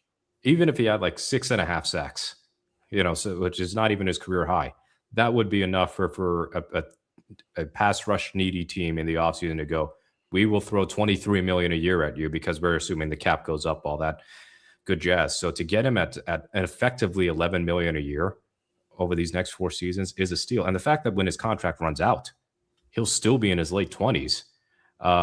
If the best is yet to come, the opportunity for him to really amass superstar wealth is still on the table before his quote unquote athletic prime starts to dip. So I'm happy for Derick Hall. I think that, again, great things are coming for him. He's going to be one of the cornerstone pieces of Seattle's pass rush. And just referencing back to the Russell Wilson retirement, we obviously have to bring up that Seattle's championship roster is not possible without trading Russ. And Seattle didn't waste the draft picks that they got. Who was the last person drafted as a direct result of the Wilson trade was Derick Hall. And Derick Hall had a whale of a game in the Super Bowl, and now he's got this contract extension as the payoff. So I'm excited to see what he can provide with an increased role in this defense, because now that Mafe's out of the way, I don't expect Fowler to have a huge workload. I think that they anticipate that Derick Hall is going to be not just a great pass rusher, but continue to be a very good edge setter and run defender. So I'm going to try and pull a Mookie here, guys, and state something from NFL history. I may epically fail at this because Mookie is the wizard at it, but I'm going to give it a go here. The Russell Wilson trade, okay, just tying this a little bit back into Russ. and the effect it has had on the Seahawks organization from being able to build a championship core out of a lot of those draft picks, Devon Witherspoon, Derick Hall, the list goes on of guys that were involved in that drafting part from Russ. I think there is an argument to be made that the Russell trade has had as much effect on the Seahawks organization as when the Cowboys traded away Herschel Walker. It's not done yet either. It's not done yet. Compensatory picks are still coming down the line along with what we have in-house still here. Correct. And that's where I'm saying, because you look at what the Herschel Walker trade did for that Dallas team of the 90s. You got Troy Aikman and Emmitt Smith and Michael Irvin and all these guys. You built all of this stuff out of that championship team from your draft capital that you were able to get in the Herschel Walker trade. It's very much similar to what Russ was able to give Seattle with all these picks. And to your point, Brandon, all the compensatory picks that are still coming through. There's a chance that this keeps another 3 years here. We could still have more effect from that Russell trade. And little known fact, Russell Wilson actually introduced Teasley to John Schneider. No, I'm just kidding. All right, guys. So the quick thing here, I'm going to go around the table real quick. Dan, I'll start with you. Next player to get an extension. Honestly, I think it's Leonard Williams. Just because of, my understanding is that, both sides want it. It's a mutual feeling that it's going to get done at some point before the season starts. And I think, the issue with the Devon Witherspoon negotiations is his agency, the agents that represent him are the same agents that represent Christian Gonzalez. And so they're trying to get both those deals done at the same time in two very different players, two very different ways. And so I'm sure they're trying to get top dollar. They're trying to best the Trent McDuffie deal for both of their clients. And so trying to juggle those two when they're very different players who go about what they do very differently. And so trying to get, top of the market money for Christian Gonzalez, who's a lockdown outside corner, is one thing. And then you come back to Seattle and you go, well, I want more money for my client than that. But maybe significantly more because you have him doing so many other things. I just think it sounds like they're much more complex negotiations. And so I think those might take a little more time. I think Leo gets done first. The other part of that is when they get Leo done, depending, of course, on how they structure it. But if they just kind of stick to their typical John Schneider, Joey Lane structure format, they're going to clear some cap space, which will then make some of these other things possible. So I think it's Leo next. Brandon, what about you? Who's next on the docket for the Seahawks? Yeah, I mean, I would trust in, Dan having a little bit of some connection on this one, and it does make a lot of sense with him going in the final year. I will say that on the Leonard Williams signing, and it's one of the things you got to give John's props for, is he was already starting to do some of this void year stuff, even when it wasn't clear that we were a pure contender as we were. 2 voidable years put on the back end of the current Leonard Williams deal. Still approximately $13 million of bonus money that you have to deal with. So I'm with what Dan said on, if you're going to do a new deal, two different things. Number one, lower down the cap hit for 2026. And then number two, utilization of the void years. You're coming off the Super Bowl. You don't have to go into Eagle territory here. But part of the reason that you were able to build the roster a little bit more was because you could put about $9 million of Leonard Williams' salary into 2027 and 2028. Mm-hmm. I'm just saying. Charge the credit card a little bit. This is when you get that luxury. Just a little flick. Just a little Apple tap. Pay, man. Just a little tappy tap. Little tap it in. Just tap it in. Mookie, what about you? Is it Spoon or Big Cat for you? I think it'll be Big Cat, and that Spoon still gets done by or during training camp. And just to reiterate rather for our listeners and viewers, Spoon has been at OTAs, but he's not really participating in drills or anything because you want to suffer a catastrophic injury and cost yourself potentially tens of millions of dollars. I think Christian Gonzalez is actually not at OTAs. He has not been attending. Yeah, they're doing it different ways. Yeah, so there's your difference there. Again, OTAs voluntary. Mandatory minicamp may be a different story as far as what Gonzalez does. We know that Spoon and everybody else have been able to buy in. So I think that they'll get a Leonard Williams deal done. It'll be maybe his last real big contract of his career. That he's 31 years old or thereabouts. And while I love for him to age like Calais Campbell and still be a freakish player at 40, there are outliers, and Calais I think might be one of those outliers. But no reason to believe that Big Cat's declining anytime soon. I had an outside the box suggestion maybe for somebody else who could be on the extension horizon, whose contract is expiring soon. That would actually be Jalen Sundell. But the counter to my own argument is Sundell is a restricted free agent. So there's not as much urgency. But the other bit is the center position, no matter how much Tyler Linderbaum and the Raiders tried to blow up the whole market, is still not the highest paid position or anywhere near it along the offensive line. And I don't think they're going to bring Olu back. They didn't draft a center. I think that they like Sundell enough that they would probably try and extend him on the cheap. But again, it's not an urgent thing now that since he's an RFA versus a UFA. So I think that they'll extend Leonard, and we'll all be super happy about that. Yeah, I'm not going to change the narrative. It's going to be a clean sweep. I think Big Cat's next. I think Spoon gets done at some point. I will do what Mookie did, though, and I'll throw out another name that I think potentially could get done. That's a guy that's on an expiring deal, and potentially they want to keep in the fold here, and that's Zach Charbonnet. I could see them giving a 1-year or a 2-year deal to Zach Charbonnet at some point here early on in the season, or that, because outside of Jadarian Price, they do not have anybody in that room that is past 2026 season. And I think they want to keep Zach Charbonnet in this fold. I think they may work a deal out with him, even though he is recovering from the knee injury. I think there's enough goodwill in that building with what Zach has done that they give him an extension potentially. So, all right, guys. So besides that, and we've talked about kind of, who we prioritize next, I got to ask, in overall, how sick are you guys of hearing about the fact that the 2-point play on Thursday night is the only reason Seattle won the Super Bowl? And Dan, I'll start with you because I already ranted on my previous show about it to a very epic proportion. So I'll let you start because it's driving me nuts that is the reason Seattle won the Super Bowl. What's a number bigger than an infinity?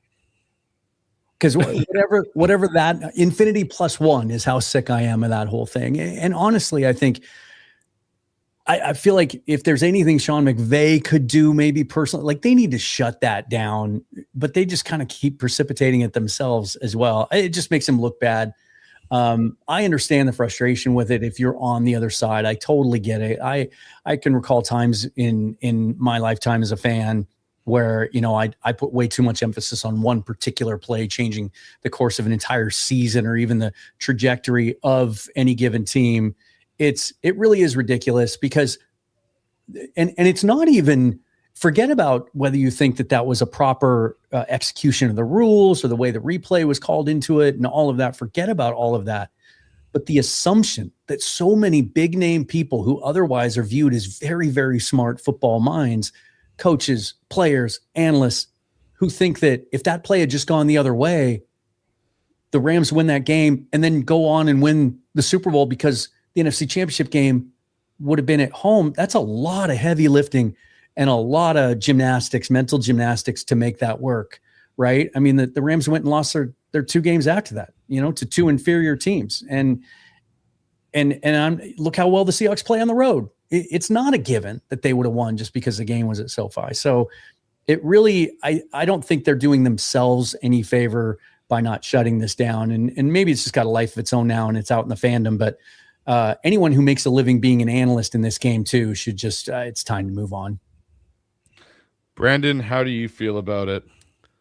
About the 2-point conversion being the sole reason that we won the Super Bowl? No, not this time. It's totally made up. Pure fiction. It's fiction. It's fiction. We made it up. Total fabrication. Total fabrication, and Dan is absolutely positively right to first point a big bright spotlight over at Sean McVay. You started this. This isn't just a fan thing. You lit the fire and then stepped away, and then you continue to perpetuate the fire throughout the offseason with the ridiculous ass rule that you tried to present. This is so dumb and beyond the pale. I can't believe it. Yeah, Dan, we've had problems with plays that have shut our seasons down. When the Rams had DJ Dallas get interfered with the end of the game and it stopped a drive where Russell Wilson was about to mount one of those fourth quarter comebacks. Or I don't know if you remember the game where we had the dueling offensive holding calls where Tyler Lockett extends out. That's called. It's not called on Harvey Britt going way back. Or 2 years ago with Devon Witherspoon on Puka Nacua in the back of the end zone, and it's going to stop their drive, and now it's going to give us the ball back, but here's a phantom holding call, reset the downs. At least those were the wrong call. The call was correct. It took too long. The call was correct. It came from New York. The call was correct. It doesn't feel good. The call was correct. I've never seen a fan base bitch or moan more about a call that is unequivocally right and that they would tell you was the right call. Yeah. It is so wild to me, and the fact that you mentioned one play and this all comes down is so stupid. It's dumb. But why it's gotten to the analysts is that it starts on, and then the fans sitting there like Muppets. It's a 2 point. It's a 2 point. It's a 2 point. And then it gets out to the analysts, and now it's like infected their soul. And that's why I hated the whole thing from the jump on this, is that you could see this start to come like a pandemic laying waste across the fucking wasteland. I hate it because it's diminishing our Super Bowl in a certain way. And that's okay, because we're going to get the last laugh on this, because when we come back around and we're so diminished, and we come back around and the Rams are so favored to win this thing, we're going to be held all that much higher, historically speaking, if we can go and get the job done. Well, and even I'll take one little redirect there. You look at it from another angle, everything that's happened in the last 72 hours, the Rams going out and getting Myles Garrett, and then this 2 point thing kind of coming to it, have its another life. I think it's like on its fifth life now, life cycle is won't die. Now the Seahawks aren't the favorite anymore. Now we're the underdog again. We're not supposed to win our division now. We're going to have to fight for a wild card. So guess what? The defending Super Bowl champions with one of the youngest, deepest, most complete rosters in the league and 9 home games this year get to play with a chip on their shoulder now. Right? The whole, you're the hunted now and not the... And who's the pressure on too, Dan? Who's the pressure on? And to your point on this, who's the pressure on too in addition to this? Swings right back to the Rams. I just, my whole thing with it, guys, is I got so fed up with it, because you hear Schefter talk about it and it's on ESPN and all that shit. And the thing that drives me nuts is it feels to me this is the most disrespect a Super Bowl champion has ever gotten in an offseason. Like, let's go back and think of all the other Super Bowl champions we have seen throughout the years. This is the most disrespected version of a Super Bowl champion, where people calling it a Mickey Mouse Super Bowl win, and no one really cares that Seattle won, and they shouldn't have really won it, and all these, like, it drives me absolutely nuts when we dominated throughout the season. After we lost to the Rams in SoFi, which was a game, again, to my point on my show, the Rams didn't win the Super Bowl because your fucking head coach sucks at game management and has constantly proven his inability to handle clutch situations. He shits the bed. Genius. Big situation, his ass gets about that tight, and he can't do what needs to be done and make the right call. Plain and simple. Mookie, I'll give it to you now. I do recall that the Rams retook the lead later on in that game, right? Like they scored easily in overtime on one of Puka Nacua's 500 catches in that game. All that their defense had to do was not give up 8 points, and at worst they tie, because a tie would have also given the Rams the division, or at least kept them in first place. And instead, they gave up 8 points to Sam Darnold. I think that what's different about this Seahawks team and the way they're perceived versus when they won with the Legion of Boom is that the year before, you could see the rise of the Seahawks. And the Seahawks were a trendy Super Bowl pick that season because of Russell Wilson, because of Marshawn Lynch, that running game, and because the defense soared past San Francisco and ended up being the best defense in the league. This Seahawks team, nobody expected them to be Super Bowl good. Heck, even our own fan base, the bulk of us thought, okay, playoff good, sure. Win the Super Bowl, small percentage of which at least 2 of them are in this chat right now. But otherwise, the national media gave it no mind. Like Sam Darnold, the way he ended last season, he can't be a Super Bowl quarterback. Can you really win with a second-year head coach and a bunch of non-superstars on offense and defense? No, they are in many ways almost the antithesis of the Legion of Boom. It's not a bunch of big personalities and like big egos involved. It's just a damn exceptionally coached team. And Mike McDonald as a personality is also very different contrasting styles compared to Pete Carroll. So not having that, Hollywood level player on this roster has kind of, we know how national and sports media is in general. They go for the glamour. They go for the big names. They go for what gets clicks, what gets ratings, and the Seahawks don't give them that. And my response would be, we do not care. We did not care. When it comes to the Rams and the Seahawks, let's face it, evenly matched teams. First game, 2 points, even after Sam Darnold threw 4 interceptions. Second game, Seattle wins by 1, even after Seattle's -3 in the turnover department. And then the third game, Seattle could have won by double digits if Reek didn't commit that silly, taunting penalty. But even still, Seattle won that game by 4. So the margins are so thin. And to me, the Myles Garrett trade does not make the Rams now suddenly massively better than Seattle. I think Bryce said it the other night. Starting wise, you put the top of the rosters against each other, the Rams probably have the advantage now. 1 through 70, adding the practice squad. Yeah. Seahawks have got that depth. And we know that injury luck plays a role in your ability to contend. And the Rams and Seahawks were in the NFC Championship game in part because they were mostly healthy rosters at the time that they faced each other for the third and final time. But if the Rams have a rash of injuries, that team can't cope. Seattle had their fair share of injuries during the regular season, and they were able to get contributions from, Ty Okada and George Holani and several others who had to step up to the plate. So I think that the Rams' obsession is just because they're in the LA Rams. And I mean, the Chargers don't even get that much attention. Like, everybody still calls them the San Diego Chargers. Hell, sometimes I do. But the Rams push, I think, is just because of who they are. They are the Lakers. They are the Dodgers of the NFL in that sense, and that they got the superstar quarterback. They got now the superstar pass rusher. And, of course, Sean McVay being the maybe future broadcaster. He is so, such a darling in the media and has been for so long that they just fixate on them. And anything that goes against their own narrative, it's suddenly can't comprehend it. And I hope that the Seahawks can just shut up the Rams one more time, and hopefully once and for all. Let me add just one more little tidbit. Yeah, Sorry, Brandon. No, you're good.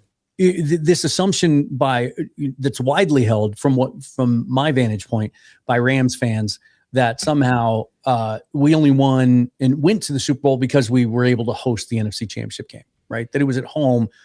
So they're literally saying they don't think their own team can beat us in Seattle. Those same Rams fans, I assure you, a year prior, what were they saying? The home field advantage is gone. Lumen Field's not a factor anymore. They're not as good at home. You can't have it both ways. No, and this inconsistency exists all over the place on this assessment of things, Dan, because they're conflating luck for surprise. Well, you surprised us last year, so therefore it's luck rather than skill, rather than just being that good. And that's what continues to kind of push on here, that to me just drives me endlessly crazy on this, because I just never see any team referenced this way. And as well, it's the opposite. The pathway the Seattle Seahawks had to take in order to win their Super Bowl was not one of luck, but as hard a path as you're going to get. Having to win the division a second time in the playoffs, taking things like DVOA that has Seattle, I think, is the 11th all-time best team. The same DVOA, by the way, that loved the Rams team last year, saw that conference championship as an all-time matchup. There's no higher DVOA combination of teams than that matchup last year in the conference championship. So we had to go up against this test, the same test you guys revere and tell us over and over is the best thing ever. We had to go against that test and go against it one extra time and yet still defeated it. It should remove completely luck from the factor, right? If we'd played him twice, caught him early in the year, Stafford was out of the game, these are the ways you reference that, but they use it in a way that's not applicable. You know what else is dumb? I got one more thing. Now you got me all fired up. I got one more thing. If when that play happened, Charbonnet's body language had been different. Oh God. And he ran and dove on the ball. We wouldn't be having this conversation today. It would be the exact same execution of the rule, the exact same outcome, but because he kind of wandered over there, even though he did say later, someone pointed this out in the comments that we're trained to do that, but he casually reached over and picked it up. And so some Rams fans try to insinuate that he really didn't know that was a live ball. We wouldn't be talking about if he had just hustled a little bit. You're touching on something though here, Dan, which is really the crux of this year, which is the fact that Mike McDonald trains these guys to pick up loose balls and Sean McVay did not. Mm-hmm. And that no Ram fans want to take any, they all flap their hands away from that one. They don't like that one. Yep. They ain't got nothing to say on that one. And it's like, yeah, this is what coaching's about. There's things some coaches lock in on. There's some things other coaches lock in on. And Bryce can attest to this. You offensive coaches, Bryce, you guys get starry eyes for your offensive side of the ball, man. You know, defense and other things, special teams, it becomes these necessary evil things. I'm not knocking you. It's just the nature of the beast with you boys.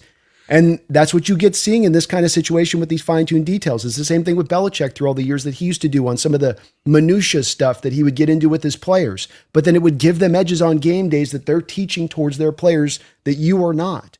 And it's important. It differentiates teams. Can I just, this is one thing I kind of want to throw out there, and I am an offensive coordinator, and that's my cup of tea. I have done more studying probably in the last 5 years on how defensive coaches think, how defensive coaches run practice, because I'll say this.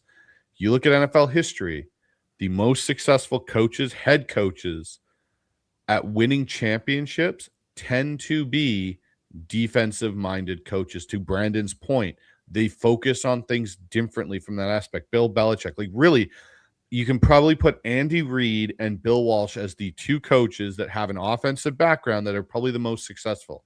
Outside of that, Bill Parcells, Bill Belichick, you know, there's a whole bunch of names I can rattle off for the defensive side that have really stood the test of time. And I will say this, and some people may not like it from the NFC West counterparts, but we have the best fucking head coach in the division. He does the best job of preparing his entire team to go and win football games, not just one side of it. He learned from his first year. And you look at what happened last year with this team. And this is where, again, his game management was better last year in crucial situations. Look at, and a prime example, look how Mike handled the 2-point conversion to win the Thursday night game. Let's play timeout here, McVay. You show me what you're going to do, and I'm going to make sure I have the last laugh and get the final timeout in to make sure we get the right play in for Clint. And you could hear him talking to Clint in the mic'd up part of that. Hey, we're going to do this. They're going to do this, and we're going to take one more timeout so you come up with your best play. Show them one thing, and we'll do something else. Mm-hmm. I just want to add to the context of the 2-point conversion, the Charbonnet play. There's something called the butterfly effect. You cannot assume that the game just plays the exact same play calling from the Rams up to versus when it's a tied game. Because if you remember, when there was a tie game, I think the teams exchanged punts, and then the Rams were able to get a go-ahead field goal attempt, which they missed.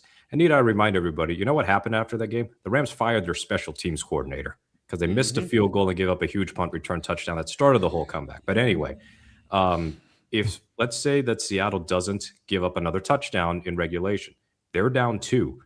Even if they're down 5 and they give up a field goal, they're in 4-down mode for the rest of the game, as opposed to they had an effort to try and win the game in regulation in a tie game. Darnold gets sacked, whatever. They play it conservatively and then trust their defense to get another stop because they could just punt on 4th down. Totally different situation. It could have ended with Seattle winning by 31-30. And then the whole debate just blows up in your face. And look, we're a fan base that is probably still a little bit bitter about Super Bowl 40. And yes, there were a lot of bad calls, plural. But we also are, most of us are willing to acknowledge that Seattle kind of made some of their own downfall. And by that, I mean, Jeremy Stevens dropped a lot of passes in that game. That, you know, it was one of the reasons that Seattle didn't win that Super Bowl. But when it comes to saying that it's a lot different than the Rams and media people saying that 2-point conversion decided the game. No, it didn't. It was a component of the game. It was part of the story of the game. There was still a lot of time for the Rams to still win it. And as I said before, they took the lead. They were up 7 and still couldn't close the deal. And that's your game, and that's your season right there. So in a game of fine margins, Seattle did the little things better. And that, to me, was the defining tagline for the Seahawks season. They did the little things better than anybody else. All right, guys. Well, we've got a bunch of super chats and comments that are off on the side here. So the last thing we're going to talk about before we get into that quickly, Ian Rapport, and I think this kind of gets muddled under everything else that's occurred in the last little bit, had an interesting comment / report on the Seattle Seahawks sale, saying that there is a very good chance that this team could be sold in August and that the league may have a league meeting or an emergency meeting because somebody is in place. And he has now called the Seahawks market robust? And obviously Wickersham's report came out a month or so ago saying it was soft and the Seahawks, didn't have it, and it's all of a sudden changed. Mookie, I'll start with you. What did you make of Ian Rappaport's report that there's a good chance the Seahawks could potentially be sold in August? Man, don't you love it when things go from soft to robust? Anyway, the we need a sponsorship deal with a certain yeah. Oh man, didn't even Well need played. to see a doctor for that either. But as far as the reports, there was a part of me going like, can't we just wait this out until the season starts and maybe Jody will raise the 12 flag one last time? But it's also kind of like the sooner the better. I just kind of want to know who's going to be the next ownership group, because I don't think it'll be an individual. It's going to be a group of people owning the Seahawks. And the last we heard about it was like one of the former owners of the Celtics. And I think he sold his majority stake. And then somebody who's invested in the 49ers right now would have to withdraw from that investment and go to a winning organization in Seattle. And then there's the bogus reports about like Zuckerberg and Tim Cook. I don't think it's going to be a tech giant buying the Seahawks. I think it's going to be somebody with a genuine sports background. I'm pretty sure that the Allen family is going to make sure that the next set of owners, they're going to have the best interest of the franchise in mind, and that they'll also pay up a good price. I think that Seattle will end up being worth like $9 billion or $10 billion. I mean, how much did the Commanders go for? Like $8 or $7 billion or something like that? And then the Broncos got sold recently. I mean, this is the Super Bowl champions. They play in a pretty significant market. Seattle's not a small market, relatively speaking, and they've got one of the best global fan bases, not city fan base. Go watch the last two international games they played, the only ones they played. The game in London, practically a Seahawks home game. The game in Munich, practically a Seahawks home game, but in Germany. At some point, they're going to do another international game, either next year or the year after, and maybe give up one of those games at Lumen. And it's probably going to sound like another Seahawks home game. They have become one of the biggest NFL brands out there. So no shit, I think they're going to be worth a ton of money. This is totally different than the 05 season when they made the Super Bowl. And they're like 9,000 fans there at Ford Field compared to all the Steelers fans. The fan base has grown so much from the Legion of Boom days to now, and everything else about the Seahawks as an organization has grown into something of a recognizable name up there with some of the more storied franchises who've been around a lot longer than Seattle. Brandon, what about you? What did you make of the little Rappaport nugget there? I kind of expected this was always going to be about the timeline. I thought June originally was my prediction for when the sale would go through once we were hearing about it out there in Mobile, that the news had been broken out by Robert Kraft trying to throw Seattle off before the game. And so this does seem to be in alignment with that. That's what happens in past history when there's the announcement of team for sale, then team becomes sold. So we'll have to just kind of wait and see who it is going to be. And hopefully it's somebody that's committed. I don't think, as I've always said, like a lot of like what Mookie just said, you're not going to see Jody at this point steer this thing so well. And at this point, send it into the shoals now.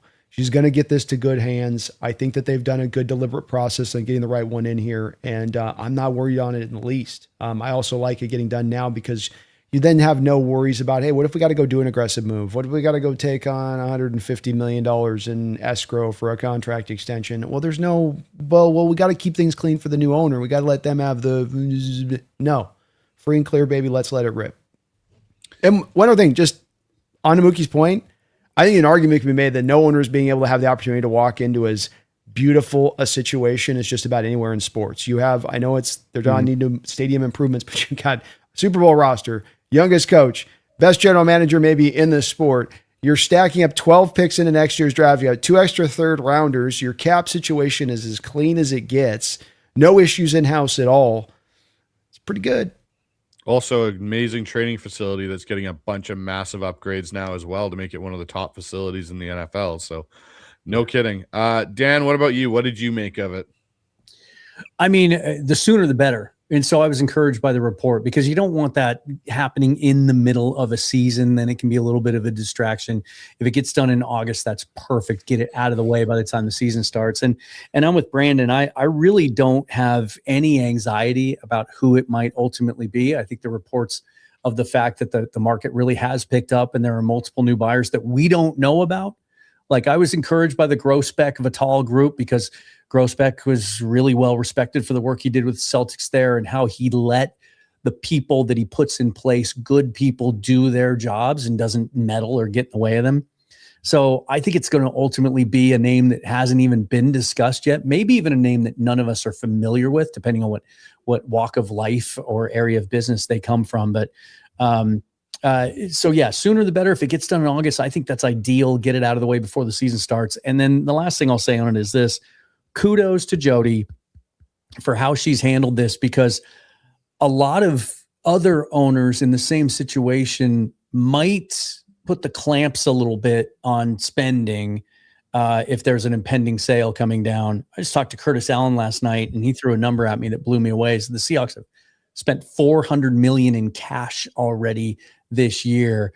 John Schneider said when the announcement first came out that the team was going to be officially placed on the market, he said, "Hey, business as usual. Jody's not putting any restrictions on us. She's putting her money where her mouth is," and they were able to make some really big moves without any hesitation that involved a lot of cash. And that's only going to make, to Brandon's point, that's only going to make that new owner even happier with his shiny new toy. That's the one key thing here, I think, for me, is I'm in agreement with you guys. The before the season would be ideal. Get it done, get it over with. And you know what?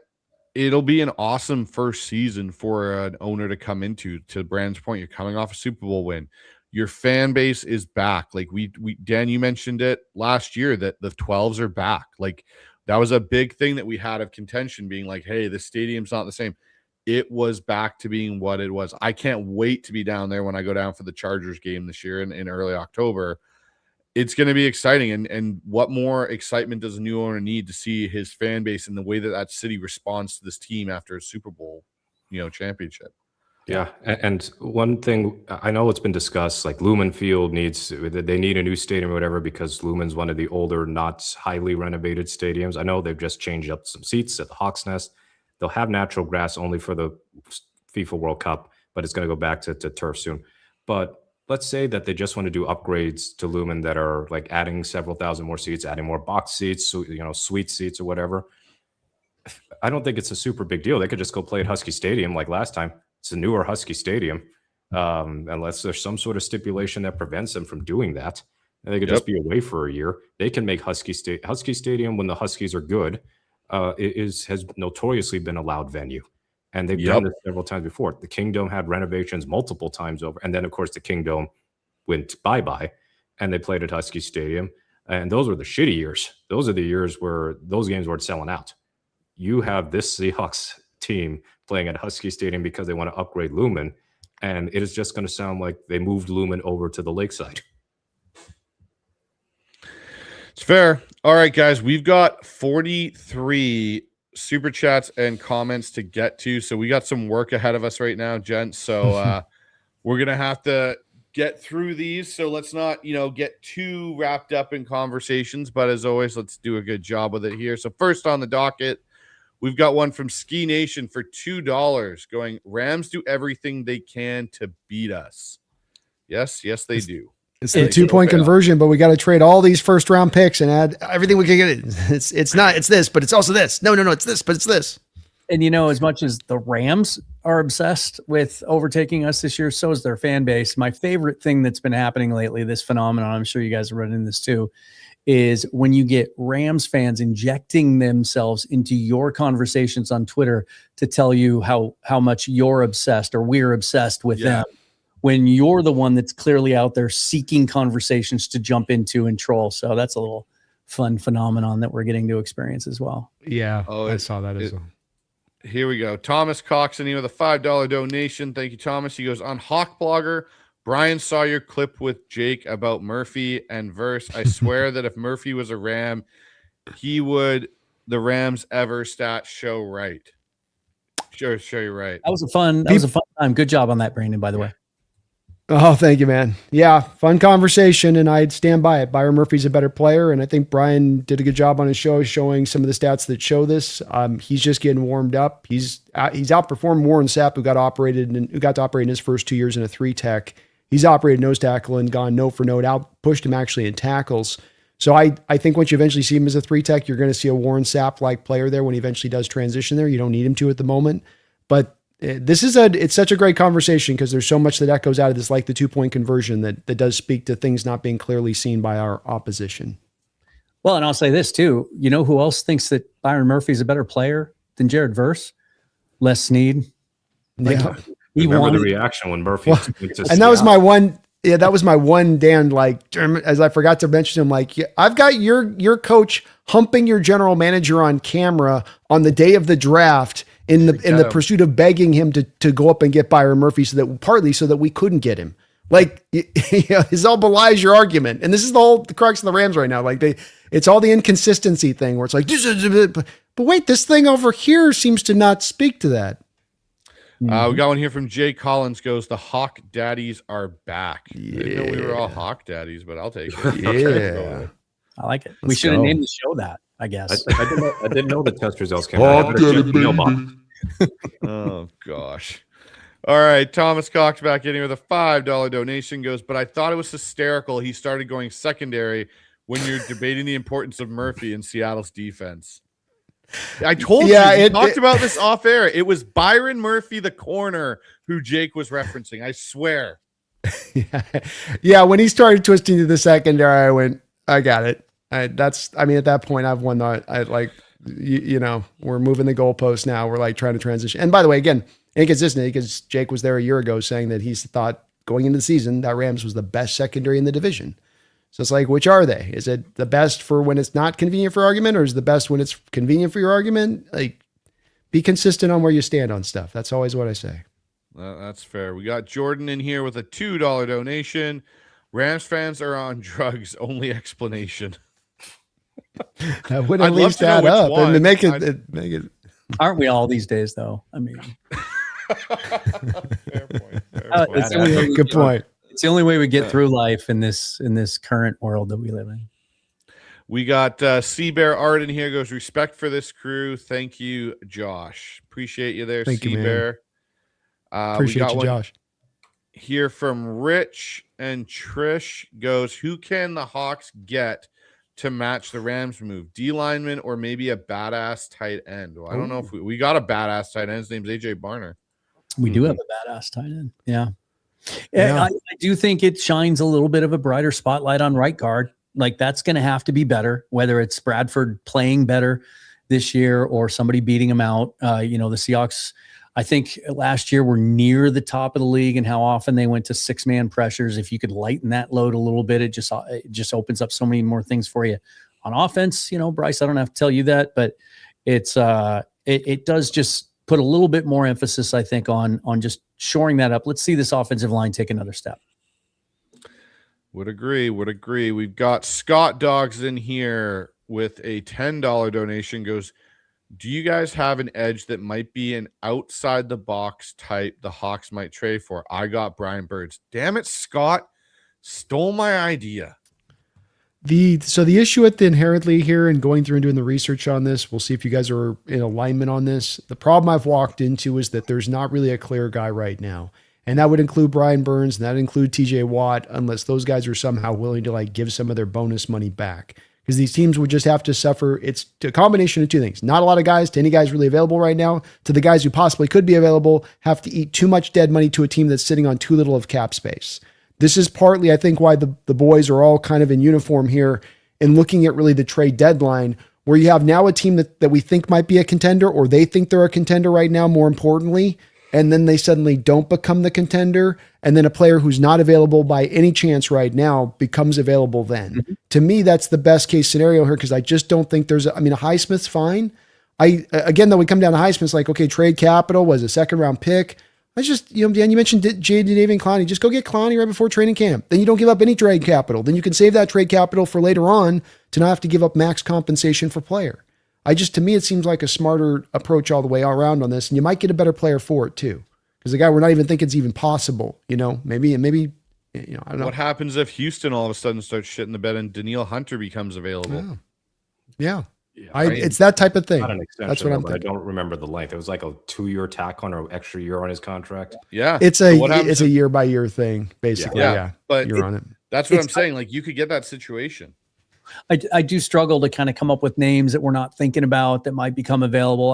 I do think the one thing that they're going to have to circle back to at some point, like as we sit here today, I don't think Max Crosby's available. I don't think he's on the market. He doesn't want to, he wants to be there now. That's a big difference in his situation. And teams are going to need to see the knee is healthy before the Raiders would even think about moving him, because, you know, they're going to want to maximize his return.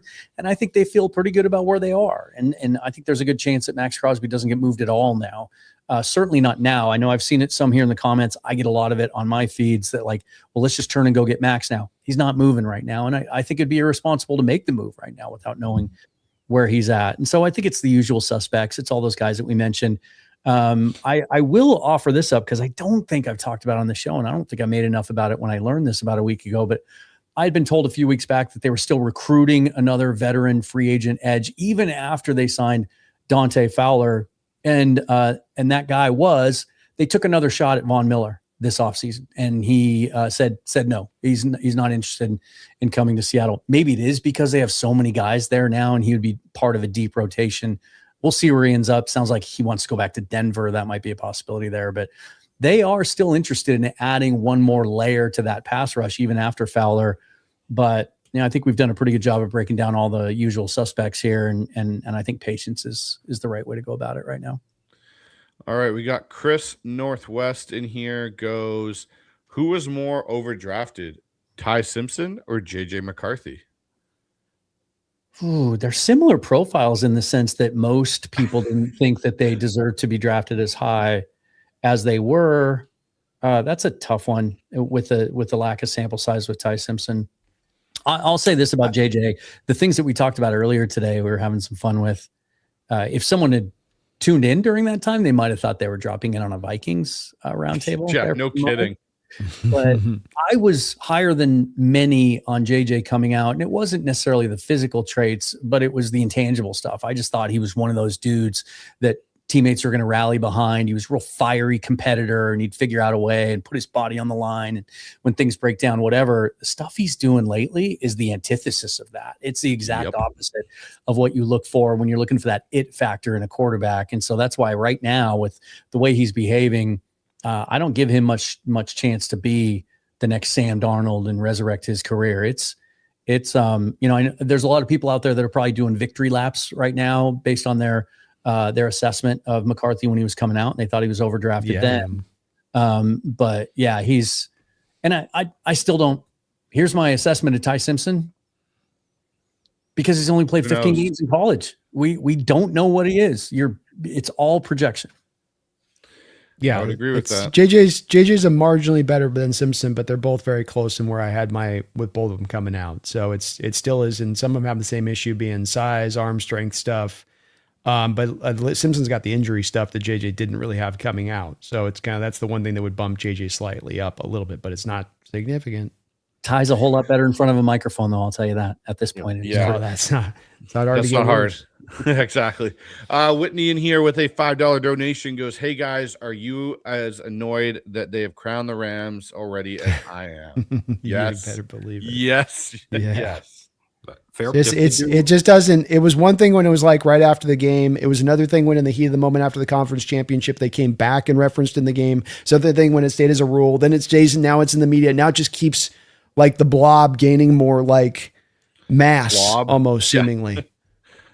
Yeah. We got one here from Thomas for $2. Goes, "I'm sorry if Eli gets in. Why wouldn't Russ?" Because Russ hasn't changed his last name to Manning. But well, Eli's story would be that he's got 2 Super Bowl wins and I think 2 Super Bowl MVPs against the Patriots juggernaut. I'll tell you what, if the Seahawks win Super Bowl 49, Russ is in the Hall of Fame. Mm-hmm. And there's no debate. But otherwise, Eli at no point in time was ever a top 3 or top 5 quarterback. So basically, he's getting it on the back of his last name, playing for the Giants. And the magnitude of his 2 Super Bowl wins, especially the one that ended a perfect season. But otherwise, if you compare the two, Russ is 10 times a quarterback, 20, 50 times a quarterback Eli Manning was. Eli didn't stink in his heyday. He was quite good. He was just never near his brother. He was never a truly great quarterback. I would tend to agree with that. Well, we've got one here from Misfit. Goes, "Russ in referring to Russ. Best deep ball thrower perhaps ever reminds me of Jeff Blake. That is that's a deep pull right there. Wow. My head immediately went to Dan Fouts, but Jeff Blake, that's a pull. He did have a nice deep ball. Jeff Blake could, He did. when he let that thing go, it was pretty to watch. He had a 70-yard arm too. He not just Oh, he could throw it up high. He had one of those like I'll throw it across the field kind of arms.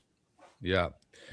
We got one here from Trulso goes, I've got to wonder this. Considering the bridges that Russ reportedly burned in the front office before being traded, how long will it take before he is brought back into the fold, so to speak?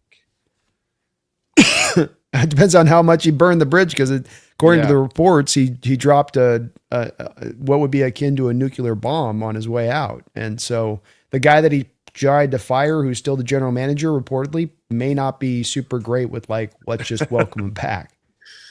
Mm-hmm.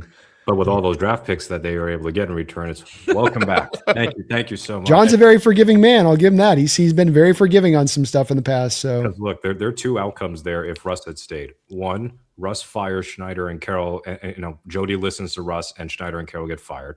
Or two, Russ stays, they just deal with Russ playing through the decline, and that absolutely fires Schneider and Carroll, or maybe Pete at the minimum.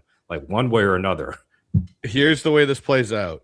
Russ, in the hypothetical what if world, Russ gets John and Pete fired. Sean Payton becomes the new head coach of the Seattle Seahawks.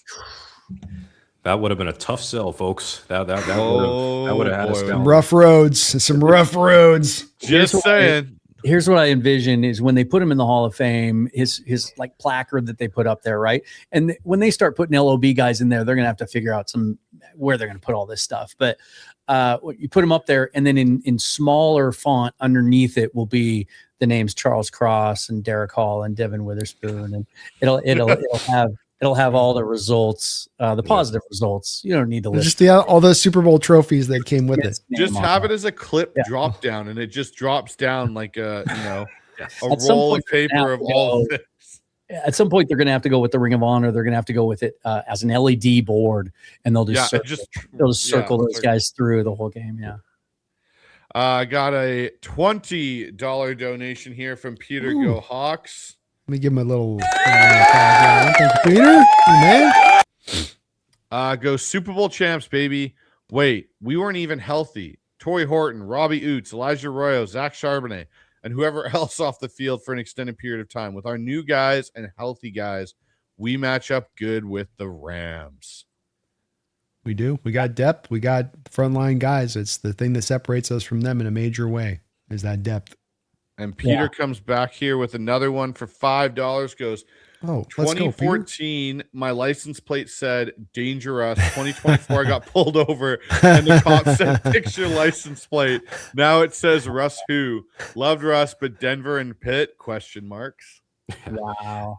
It's the old thing DK learned this lesson. Be careful about the grass being greener on the other side of the fence, and that no one's going to love you like your original team. And things can get dark in the NFL real fast. Yeah. Be careful. Derick Hall did a good job in this recent extension of taking heed of this. And NFL players would be smarter to do so, because sometimes that just concentrating on this other thing outside of that can lead you down the wrong way. Well, and one thing I was thinking about with that is look at some of the guys that have come into that defensive line room and on that defensive unit from where, quote unquote, the other side sometimes can be greener with money. DeMarcus Lawrence being in Dallas for all those years. Hey, he comes up to Seattle, wins the Super Bowl. Leonard Williams being in New York for 2 different stints with 2 different organizations there. Julian Love, and having that influence being like, hey, yeah, man, you can go chase money, but sometimes you go to these shitty organizations because they want to pay you the big money. You don't end up having a great time when you're there. And then you come to an organization like Seattle, you can just stay here because we all wanted to be here. So we finally ended up getting the opportunity. Why don't you just stay here? Yeah, you may not make up that money right now, but you will at a later point. Stay where they appreciate you in a top-notch organization like Seattle. Mm-hmm. Yep, indeed. So we got a couple super stickers here that I'm just going to go through from Industry Worth, and I appreciated Industry Worth. So we got a $20 super chat here. Hello, just enjoying the show. Let's go. Thank you for that, Industry Worth. Appreciate And you. Then you're gonna see Industry Worth kind of. I don't know if their hand got stuck, but we've got $1 super sticker. We've got another super sticker for $1. We've got another super sticker for $1, and we've got another super sticker for Let's $1. go. Thank you so much, Industry Worth, for that. Appreciate you. So many of them. And then sorry, I'm pretty sure we've got Dogzilla in here for $2. Goes to the Garrett trade freeze Bryce's beard growth. No, it's actually growing. It's just the light. It is actually getting longer and it's growing, Dogzilla. I'm working I need my on flurry getting, beard, man. I need my I'm flurry. working on it. I'm going to the barber tomorrow. I gotta get it all cleaned up a little bit and get it ready and stuff, but it's growing. Doesn't It look clean is on growing. flurry, man. It looks pretty dirty on flurry. Yeah, Looks but it's just- got to have just- some shape. It's got to have some shape. I can't do full Gandalf, Brandon. Like, come on. Come on. Everyone wants the Gandalf Coutts No. experience. If I was going to do any beard to that level, it would be the Hagrid beard. That would suit me. There you go. Yeah, I'd go with that one. But thank you for the $2 donation there, Dogzilla.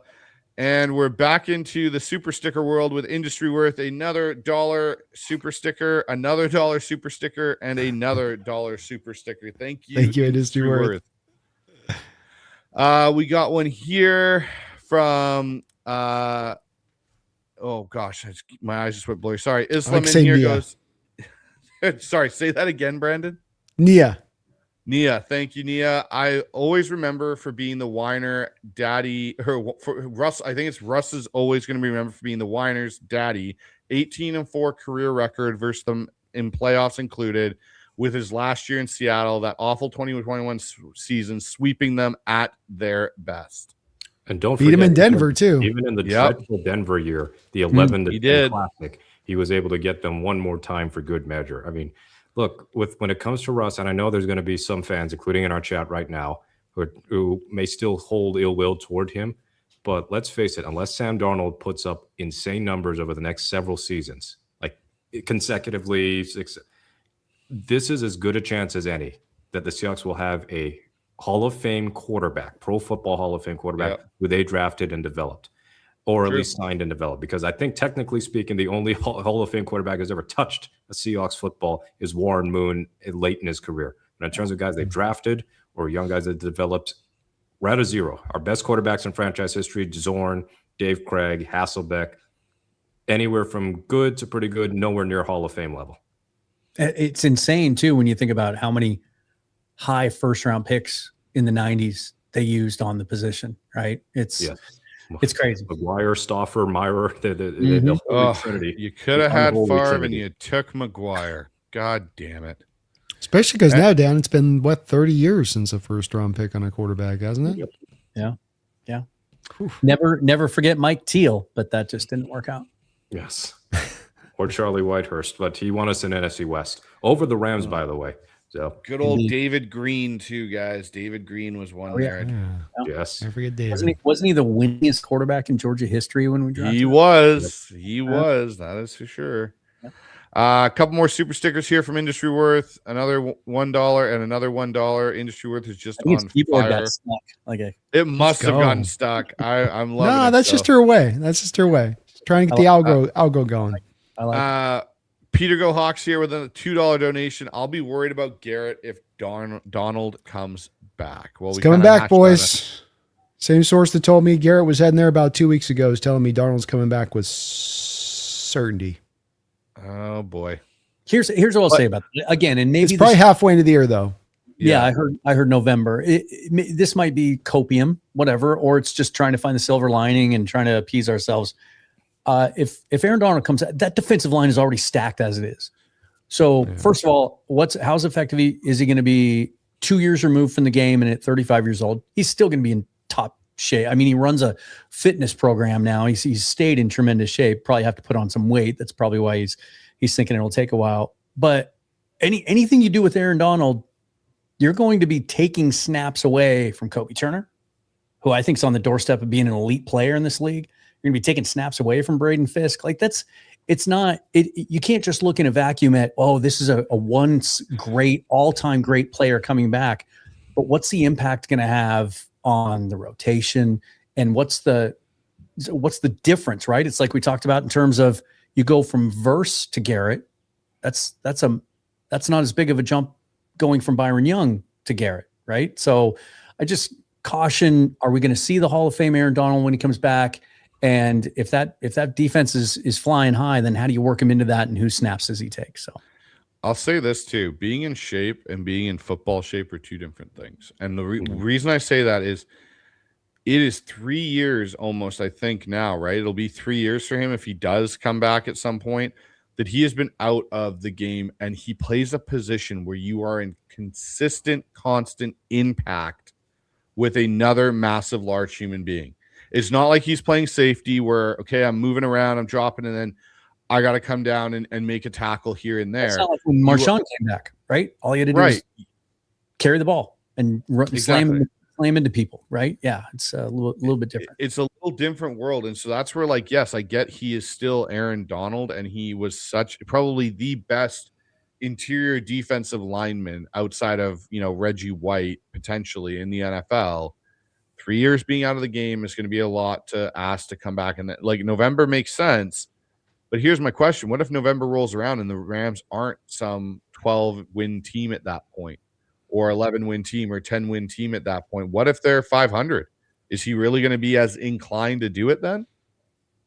That's an interesting question. Yeah, and I think the only way that they'd be 500 is if Matthew Stafford gets hurt, and at that point, he probably decides not to come back. I think that the situation, I feel like, would have to be perfect in a sense for him to come back. Yeah, we don't have a track record of guys sitting out 2-3 years in the NFL and coming back. We have a track record of that being tried and that you don't come back the same, and that's for guys even in their 20s. Say nothing of a guy that's going into his mid-30s. Aaron was phenomenal, but this is something that he's heading into something that's very unique as far as trying him. And I share your guys' reticence to believe we're getting the same Darnold as before. Yep. So we've got Scott in here gifting out 5 Seahawks Forever memberships. Thank you, Scott. Woo. You guys claim those if you'd like. All right. And we've got Jordan in here with a $10 donation. Goes, you can't rely on a 30-year-old with little depth to be fresh in the playoffs. The Rams' run defense and secondary are still shaky. Casey corners weren't amazing last year. And that's one of my biggest points. You're taking corners from a team that didn't want them. Realistically, like, to, Brandon's kind of argument, I'll use a little bit in the verse situation. You were okay jettisoning Trent McDuffie to make salary cap room. Here, go away. We're going to go give you to somebody else. Hey, you know what? We're just going to clean out our cornerbacks, our starting corners. And, like, this is where, again, I look at it and I go, like, okay, yes, you've added pieces, but how does to Dan's point, Shula make this all work? That's a whole nother part of this equation that I think we're all it's not Madden. It's not, I can build a 99 overall team and it's just going to work great for me. You guys have to be able to understand the system and play within the system properly. And that takes a coach to be able to bring that together. And so that's still a question I think that's out there. Blake Corum is the only position where it's not a complete drop off to the second, third string unit. I mean, a drop off a cliff. And it stands out on the offense and defensive side of the ball. And to me, for a team that starts to get a little bit older, I just think that that's going to present itself, especially with us playing them at the end of the year, and that this is going to end up working in our favor in a very nice fashion because of it. Let's put it this way. Between the Rams and the Seahawks, there is only one team this season where it's so obvious that it's Super Bowl or bust. Seattle just won a Super Bowl. I think we will all live if Seattle doesn't win the Super Bowl this year. Might be different if San Francisco wins the Super Bowl, and then we really will never hear the end of it. But like, if the Rams don't win the Super Bowl and the 49ers don't win the Super Bowl and the Seahawks don't win the Super Bowl, if all those things happen, we'll still be laughing in the faces of the Rams and 49ers. Agreed. But the Rams, it is really like last chance saloon with this group because Stafford is so old. Hey, and I'll just say this. Back injuries with older quarterbacks, sometimes they don't even make the regular season. Does anyone remember what happened to Tony Romo when he was in Seattle in the preseason? Yeah. Took a hit that looked pretty incidental, and then all of a sudden it was Dak Prescott and never looked back. Yep. Stafford could take a hit. Simpson ain't no Dak Prescott. Nope, and he is not. And that is my point. I was going to follow that up with Brandon, but that's my point. Part of my point is Stafford may take a rep in the preseason and just take an innocent hit and something doesn't go right. He ain't playing in the preseason. I'm pretty sure of that. But even early, any point in the regular season, Yeah. it could happen. It's not like they're playing non-entities. They're playing other great teams in the start of the season. Heck, even the Giants, as Dan said, might not be great, but they still they got Burns there. I think they signed DJ Reader to replace Dexter Lawrence. They've got Thibodeau. They've drafted Arvell Reese. They're going to be real tests for that Rams offense soon. And right off again, I'll reference the schedule. In among their first 5 games, Niners, a healthy Niners team, Broncos, at Eagles, Bills. That is no easy task. Now, flip side of that, if they go 5-0 to start the season, well, okay, then let the hyperbole train go ahead and start. Okay, we'll see you in week 16, right? And then even the Giants in week 2, as I said, they're going to be a physical football team. That's like, if you get through those 5 games unscathed physically, okay, now we can start talking about how dominant you're going to be. But that is the toughest beginning of the schedule of the 3 contenders in the division by far. All right, we got a $2 donation here from Dogzilla. Goes, Brando, season prediction for Bryce's beard. He's all on this. He's all on this, like, worried about his looks thing. Got to get it trimmed. Got to get it balanced. The whole point of this was to go Fleury style. I was expecting, I wanted 12 inches, and we're ended up with like 3.5. Don't even. There's a joke to be had here. I'm not going to say it. Oh, don't but, even go but, there, man. But nonetheless, I can't go past 3.5 inches. I don't think he's got the commitment level. I don't think he's all in. I don't think he's chasing edges. I think he's chasing. I think he's chasing trims. But is it robust? Oh gosh, jeez. You know what? You guys are awful. Okay, you know what? Just you wait. I'm not touching the physical beard. It's just little areas that I get clean, so it makes the beard look even larger. I'm just saying, it looks like I haven't seen a lot of extra growth here. Oh, for God's sake, there is. I need like a time lapse camera on here or something. Oh my gosh, here we go. In fact, actually shorter this week, 2 weeks later, which is weird. Jeez, that's what they're saying. Lack of sun in Canada, it just doesn't let your I was hiding in my freaking igloo. That was the problem this week. That's what I was doing. I was hiding in my igloo, hanging out with my pet polar bear. All right, we got one here from Young Guns. Goes Kubiak Part 3. Almost done. I'm wrapping up the next 48 hours, and then we'll have it out. So there you go. I am $5 donation here from Megan over there in Australia. Goes, sorry if this has been discussed. Just got here. In your opinions, do the Rams make the Myles Garrett trade if they won the Super Bowl last year? And if so or not, why? I don't think they do. Question. I don't think they do it if they won the Super Bowl. I don't either. They don't. These have all been moves that have been, in my opinion, completely related to Seattle, and the fact that I know that all the Ram fans that we hear from, gentlemen, on our end of this stuff tell us over and over again that like it was luck and it was fluke. But I've often said that their front office does not agree no matter how many rule changes Sean McVay tries to push forward. They're telling you this is a hell of a Seahawks team last year that went out and won it kind of a year ahead early than they should have. They're probably going to just naturally be an even better, and we better buck up and be able to match that energy, or we're going to get left behind. I would agree. So we got one here from Frank. Comes in with Leo needs to retire as Seahawk. Yep, I agree. Amen. And he will. If they get him signed to an extension, I think he will.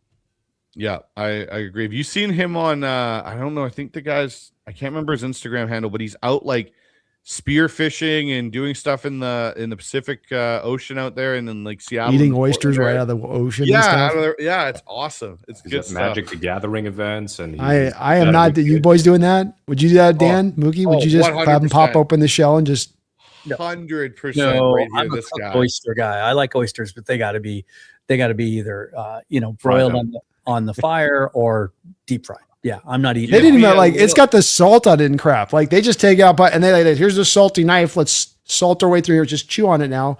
I'd be that thing would last a half second in my mouth before it'd just be a exorcist like vomit spray. Oh man, no, guys, give me all the raw oysters fresh out of the ocean with a little hot sauce and lemon, and I am a happy man. They didn't do no hot sauce or lemon, man. And I can do them plain without it, but I will do raw oysters over cooked oysters any day. So anyhow, we'll move to this. Megan with another $5 donation here goes, the 2-point conversion, the gift that keeps on giving. The fact that we are still in their heads is so funny. Winning is so much sweeter when they moan. Oh boy. And it's at a great stage this year with that pressure. And what happens if it doesn't go your way? And then what happens if it goes our way again? What is that going to do to you from a traumatic standpoint? Megan, again, with another $5 donation goes, also worth noting, the Rams choked 16 points. We didn't. End of story. Back to back, baby. Let's go, Megan. Thank you for those, Megan. Thank you, Megan. I like that hashtag. Let's run with that. Let's go. We've got one here. $5 donation from Peter. Go Hawks. All four of you can see the future. It's 2050. Who on the 2026 roster will be in the Hall of Fame? Ooh. I'm going with Corbin and what he told us at training camp last year when we were there. Yeah. Nick Eamon-Warry will be in the Hall of Fame. JSN, Eamon-Warry. I'll throw Byron Murphy in there. I think Byron Murphy's going to be in there when it's all said and done. Witherspoon and Byron Murphy are two guys that I think are going to get there. Witherspoon quietly three Pro Bowls and now starting to ascend to all pro status. So he's going to start to have the accolades stack up here. And are we sure those four? If Leo plays long enough, puts 3 or 4 really good, solid years together to finish out his career, retires at like 34, 35, like I'd have to look at the numbers, against other tackles and defensive ends. But I think he's good question. Yeah. I got one more for you. Gray Zabel. Ooh, I like that. Okay. Ooh. I think that's a good collection there for you, Peter, to kind of go off of what we said. Actually, I'll throw one other name, 2026 roster who could be in the Hall of Fame. One guy we all didn't even talk about, Cooper Kupp. I thought you were going to say Jalen Milroe. There's too much wide receiver logjam, I think, for Kupp to make it. Hey, but we're talking 2050. That's 30-ish years. If Kupp can win a couple of Super Bowls, he gets to win 3 here, win one with the Rams. Maybe you can get on that, He's got the Triple Crown MVP season. And he's got that. It sounds like, based on his comments today, I don't think it's a given that he doesn't play next year. So he might get 2 more years to add to that. Yeah. So anyhow, that's another one I'll throw into that grouping there. But we got Nia here again with a $20 donation. Let's go. Nia. Awesome. Goes the 2025 Seahawks were 9 points away from a perfect season. Top 5 DVOA all time amongst the likes of the 85 Bears and 91 Redskins. Also, trailer for 90 seconds in the playoffs and won the division twice in the playoffs. Only trailed for 90 seconds. Oh, is that only trailed? Oh, sorry. Yeah. That's what they meant. Yeah, you read it right, but they just did. That's what they meant was only trailed for. That's again where we come back to you lose only by 9 points collectively. You only trail for 90 seconds in the playoffs. Like, these are all not hallmarks of fluke and luck. They are the opposite thing on the other end of the spectrum. It was the 2-point play. That was it. That would have wiped all of that out. That means nothing. If Charbonnet doesn't pick up that football, we couldn't have figured anything out from that point on. Great stat there, Nia. It's just another stat that just shows you and it's not so much concrete proof and evidence for this. It isn't us homerism. It's like this shows actually quite the opposite of what you guys are trying to say. And it's not even as simple as just 9 points away from a perfect season. Those 3 losses, last play of the game against the Niners, right? Last play of the game against Tampa Bay, where they had farther to go, but they had a chance, had the ball in their hands with a chance to win it. And then, of course, week 11 against the Rams, even with the 4 interceptions, had a chance to kick a long field goal to win it at the end. And all 3 of those losses, by a total of 9 points, they had a chance at the end of the game to win the game. It's crazy. Mm-hmm. Exactly. We got one here from Daniel for a $2 donation. Goes, in OT, EJ Pick was also taken from us in that game. That is true. His interception there in that Thursday nighter. Yeah, I still don't know what the hell a catch is. That one did hit the ground, but if it just stayed in the air if it stayed in the air for a half second longer. Yeah, but it didn't move. Did it move? The whole thing is if it didn't move, I can show you the Rams the year before the Cardinal game. Having the guy freaking snow cone the ball off the top of the freaking field. Like by that measure, Ernest freaking single-handed it up in the air in comparative terms to that freaking sucker. But don't get me started. I don't know what the hell a catch is still. This is a fair point. Neither does the league.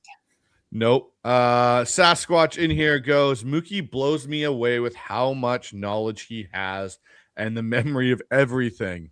This is definitely my favorite group of guys I like watching on YouTube. Great job as always. Go Hawks. Appreciate that. Thank Ollie. you, Sasquatch. And yeah, this is one of our more endearing things about Mookie that we love about him is he is the wizard when it comes to pulling out random football knowledge that some of us just can't get to. Well, look, if there are any Rams fans in the chat, go look up Seahawks Rams 2004, and it won the division for the Rams. And watch one of the officials literally take Bobby Ingram, or sorry, it might have been Darryl Jackson, out of the play for a game-winning touchdown. The refs literally committed pass interference. On the St. Louis Rams' behalf, and they ended up winning. I was at that game, Mookie. I remember that. No way. Wow. Yes, I was at that game. I remember that because I also remember that we got all the way back down. Hasselbeck slides to the pocket, throws the ball inside, and it hits Bobby's hands, and he just drops it. It was the year of drop. Well, that was the playoffs. Mookie's talking about in Rams. Oh, I know, but that's what I'm saying is in the regular season, I remember that one, and then I remember it because it followed up in the playoffs. We had to play him in the wild card round. And Bobby never dropped those. No. Dylan in here with a $5 donation. Hot take. I think any team coming into Lumen Field walks away with a loss. 12's being loud. Number one defense. Football season can't come soon enough. Well, thank you for that donation, go, Dylan. I like that prediction. And, to his point, their toughest games at home against the best teams are all primetime games for the most part. And that's when that atmosphere gets ramped up. And that's, they've been really, really good in those games. It's almost like the league did us a little favor there. Mm-hmm. Kind of like. Yeah. We got a member for 16 months here. D Nugget goes, let's go Mariners. Let's go Mariners. 8 out of 9. Getting it going. And in here with a $1 super sticker. Thank you, D Nugget. Appreciate that. Appreciate you, D. We've got Banker in here with a $5 donation. Goes, if AD returns, Team NFC West, clearly all divisions will be 500. Cardinals doing A1 work on pom-poms. It's clearing all divisions by 50. Yeah, we're going to decimate the rest of the divisions. And he's not wrong. Geez. I mean, this NFC West, again, we thought it couldn't get stronger last year, and gentlemen, has it not? It's as much as I'm excited, I think we all are about the Seahawks getting the hard knocks treatment. Man, I feel like the league missed an opportunity this year to do the new full division. Oh yeah, for in season on the NFC West. Yeah. That seems like a miss. Yeah, that would have been cool. I just real quick on the Rams. The one thing that the Ram fans that I can appreciate looking at the Ram team on this, that I think that they'd be smart to do so and looking at us is rather than with this fluky, and I know you don't banker at all. I know you look at it legit as your post indicates, and we've talked before. But this is part of what's going to cement these teams in the legacy of the NFL. We lived through decades of watching football, us older men, and there's teams that just kind of get lost to the wayside. And that this division being this tough, these rivals being this tough, these two teams potentially being the two best teams in the entire NFL next year, again, helps for this to stand out historically speaking if you actually do accomplish something. It will not be forgotten. It will echo. And that's something that just makes it that much more cooler about this, what's going to come be this upcoming NFL season. That's a really great point. Think about those 49er and Cowboy teams of the late 80s, early 90s, right? And they're even now, their historical standing in the history of the league were both elevated because of that rivalry and because, they played each other in so many important games over and over and over again. So yeah, you're not going to fade away from people's memories when you have, 3 potentially great teams in the same division year after year over an extended period. All right, we got another $2 donation here from Dogzilla. Goes, Sammy D on the new $250 bill would be great with the shirt photo doing this. I'd go for it all day long. Megan back in here with a $2 donation. Not what you got, but how you use it, Bryce. Thanks, Megan. Appreciate it. Did she just give you a motion of the ocean line? Is that what that is? She did. I think so. Yeah. This episode has gone off the rails. We went from talking about raw oysters and eating those to my beard to we're just all over the place. And that's what happens when you get us in the off season. That's right. Appreciate it, Megan. We've got one here from Dylan with another $2 donation. Appreciate all you guys and the hard work you put in. Thank you, Dylan. We Thank you, appreciate Dylan. all of you guys Thanks for watching being us, here. these 630 of you guys tuning in tonight to watch us. Really appreciate it.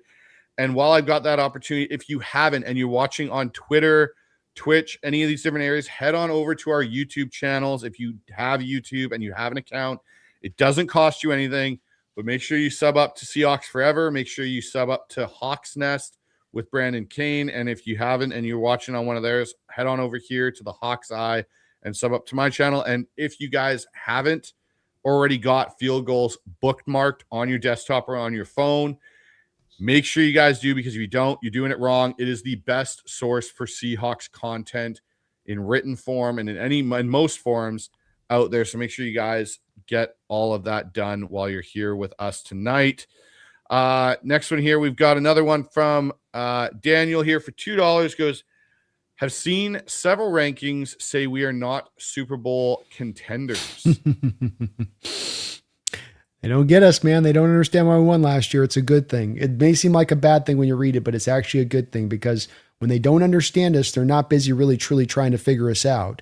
And it's once they figure us out that you start to have a harder time making the run roll. So it's actually maybe kind of a positive thing when it's all said and done. Well, and I'll Just say let this us hang out in too. the Go ahead, Dan. I'll say this too. I think this time of year and over the next 6 weeks, any kind of reporting or analysis that you see along those lines, you can almost dismiss it, right? It's a little bit illegitimate, because like fatigue is a real thing, and it's hard when you make a living coming up with daily content, which, you know, a lot of these writers for ESPN and everything else, like they have to put something out every single day. You run out of things to talk about. And so going with chalk is boring. And that's when they start to dig a little bit, like, how can I get a little bit of attention? I'm going to pick the Cardinals to win the NFC West. That's an extreme example, obviously. Fair enough. We got Josh DeHuman in the chat here, my draft analyst and researcher over there on the Hawks Eye. But the $2 donation goes, gonna compare my beard to Bryce's at training camp. That is not fair, Josh, because your beard is way closer looking like Brian Fleury's beard than mine is.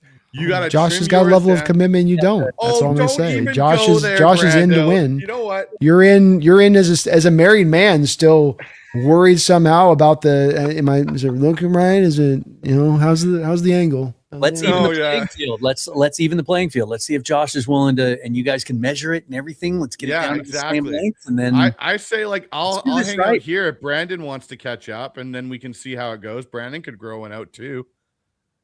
No, this was about me suddenly. This was about you. How did we get on me with this? Oh boy. All right, hold on here. I clicked on one twice. There we go. We got Peter Go Hawks here with another $5 donation. We got to do a Seahawks Syndicate Seahawk game with a meetup before and after the win. Would be awesome to hang and BS with all of you guys. What a novel concept. We'll definitely try to get this pulled off, Peter. It's tough with it conceptually with some of the stuff on it. Especially for me on my end with just going live those days, because they're so big for my channel to not be live and at the game. As much as it's fun to be at the game, it's tough. Because there's only so many of them. However, hold your horses.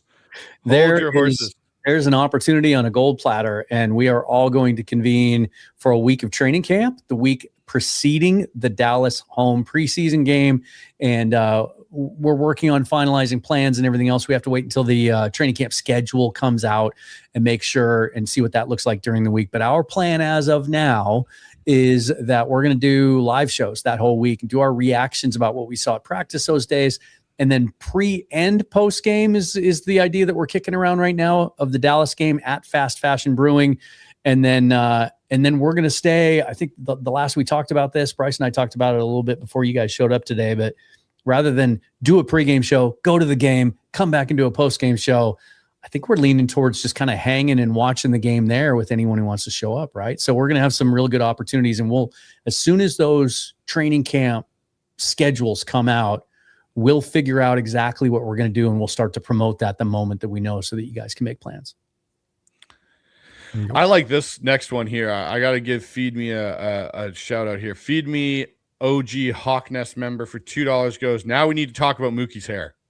Finally, someone else is going to be talked about here. Like, Mookie, I think you're muted. Muted.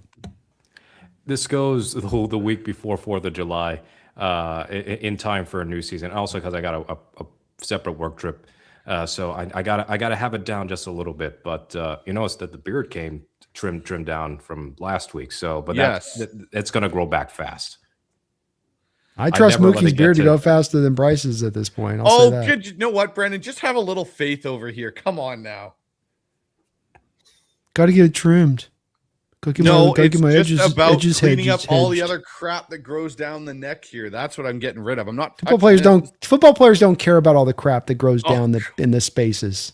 They Brendan toughen it has up. done They the rub some exact dirt same on thing. it. Bryce There you is go. Canadian hockey players. They grow their playoff beards. Bryce Yeah, should be able. Right. Just That's relax. right. That's and the let Canadian me- I way, have Bryce. If until- anything, I'm just asking you to I- stick to your standard and the model by which you were born and raised. Good Lord. Oh gosh. All right. Just hey, I have until training camp. Okay, relax. It will be bushier. But Chris comes in and says Brandon needs a serious mustache. I think we. I've told you guys I start to have cops following me, walking behind me when I wear a mustache. I have mothers grabbing their children and crossing the street. It's Or near not a schools. good look for your boy. Oh boy. Yeah. Oh, we're getting loopy. Oh, we're all over the place tonight. What do we got going on here? Oh, we got one quick one here. Buddy of mine, Cole McGarvey. Thank you.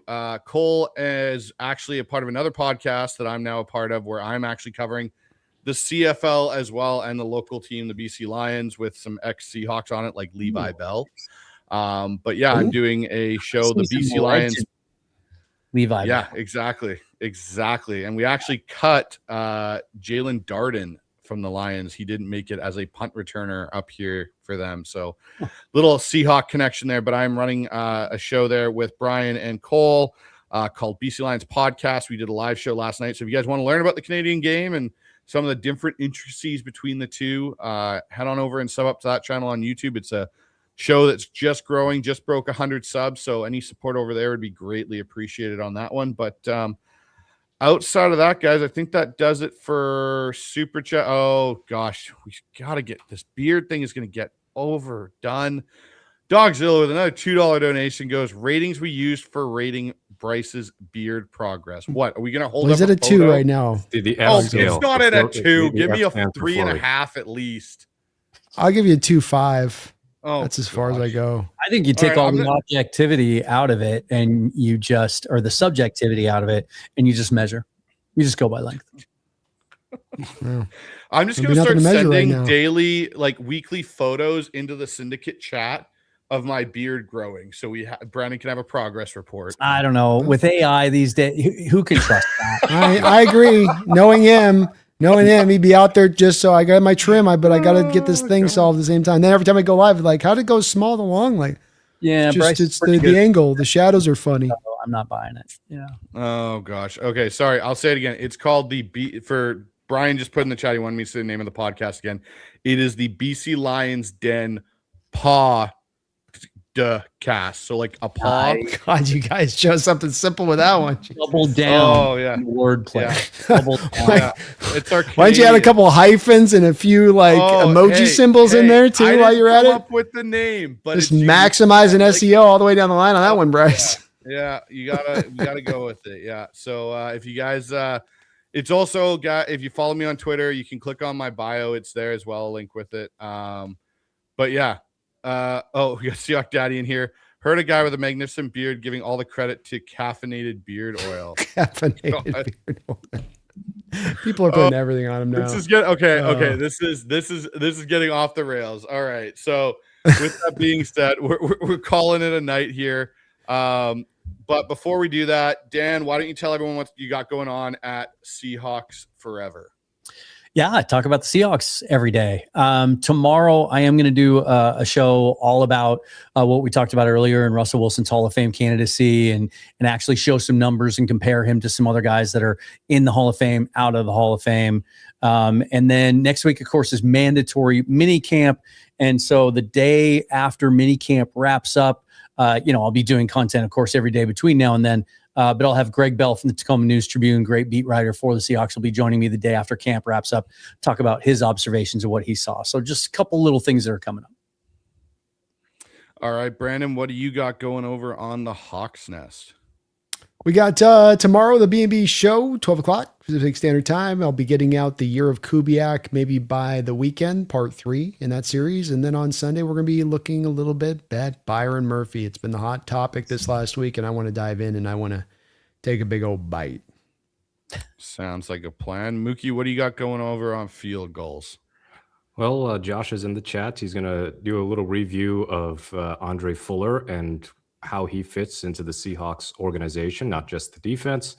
And over the weekend, we're going to have a little reminiscing time about our favorite Russell Wilson moments. Nice. I like it. And over here on the Hawks side, I'm not going to have anything over the weekend as I am attending a wedding, and then I'm on a work trip for the first little bit of next week on Vancouver Island. But I will be back later in the week with a show where I'm going to start doing a breakdown in detail of the wide zone scheme and what Brian Fleury is going to bring to the Seattle Seahawks offense from Kyle Shanahan. So that's where we'll be going here on the Hawks side. But as always, if you haven't already, sub up to all of our channels, and you can find us on Twitter. You can find us on YouTube, Instagram, all those good places. But we're going to try this, guys, see if we can get out of here with one. We're getting closer. We're getting closer, I swear. We're just going to go on 3, go Hawks, and hold for a half second after.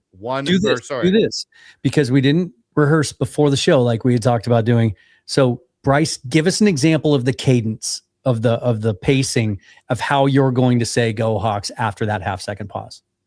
All right. Well, you said cadence, Dan. So white 80. Yeah. White Right. 80. Do it. Silly me. Forgot who I was talking to. Oh, yeah. You got to remember that. The quarterback in me, you just triggered me automatically. PTSD from that right there. Yeah. All right. So I'll say, all right. And we'll be out of here, everybody. And I'll go 1, 2, 3, go Hawks. Okay. We got that. All right. Here we go. 1, 2, 3. Go Hawks. Go Hawks. You said it differently than you just did a minute ago. You said it differently. I know. Gosh, here you we did a go. delay. You had a delay on that thing. Oh, gosh. Oh, I'm sorry, guys. I'm so sorry.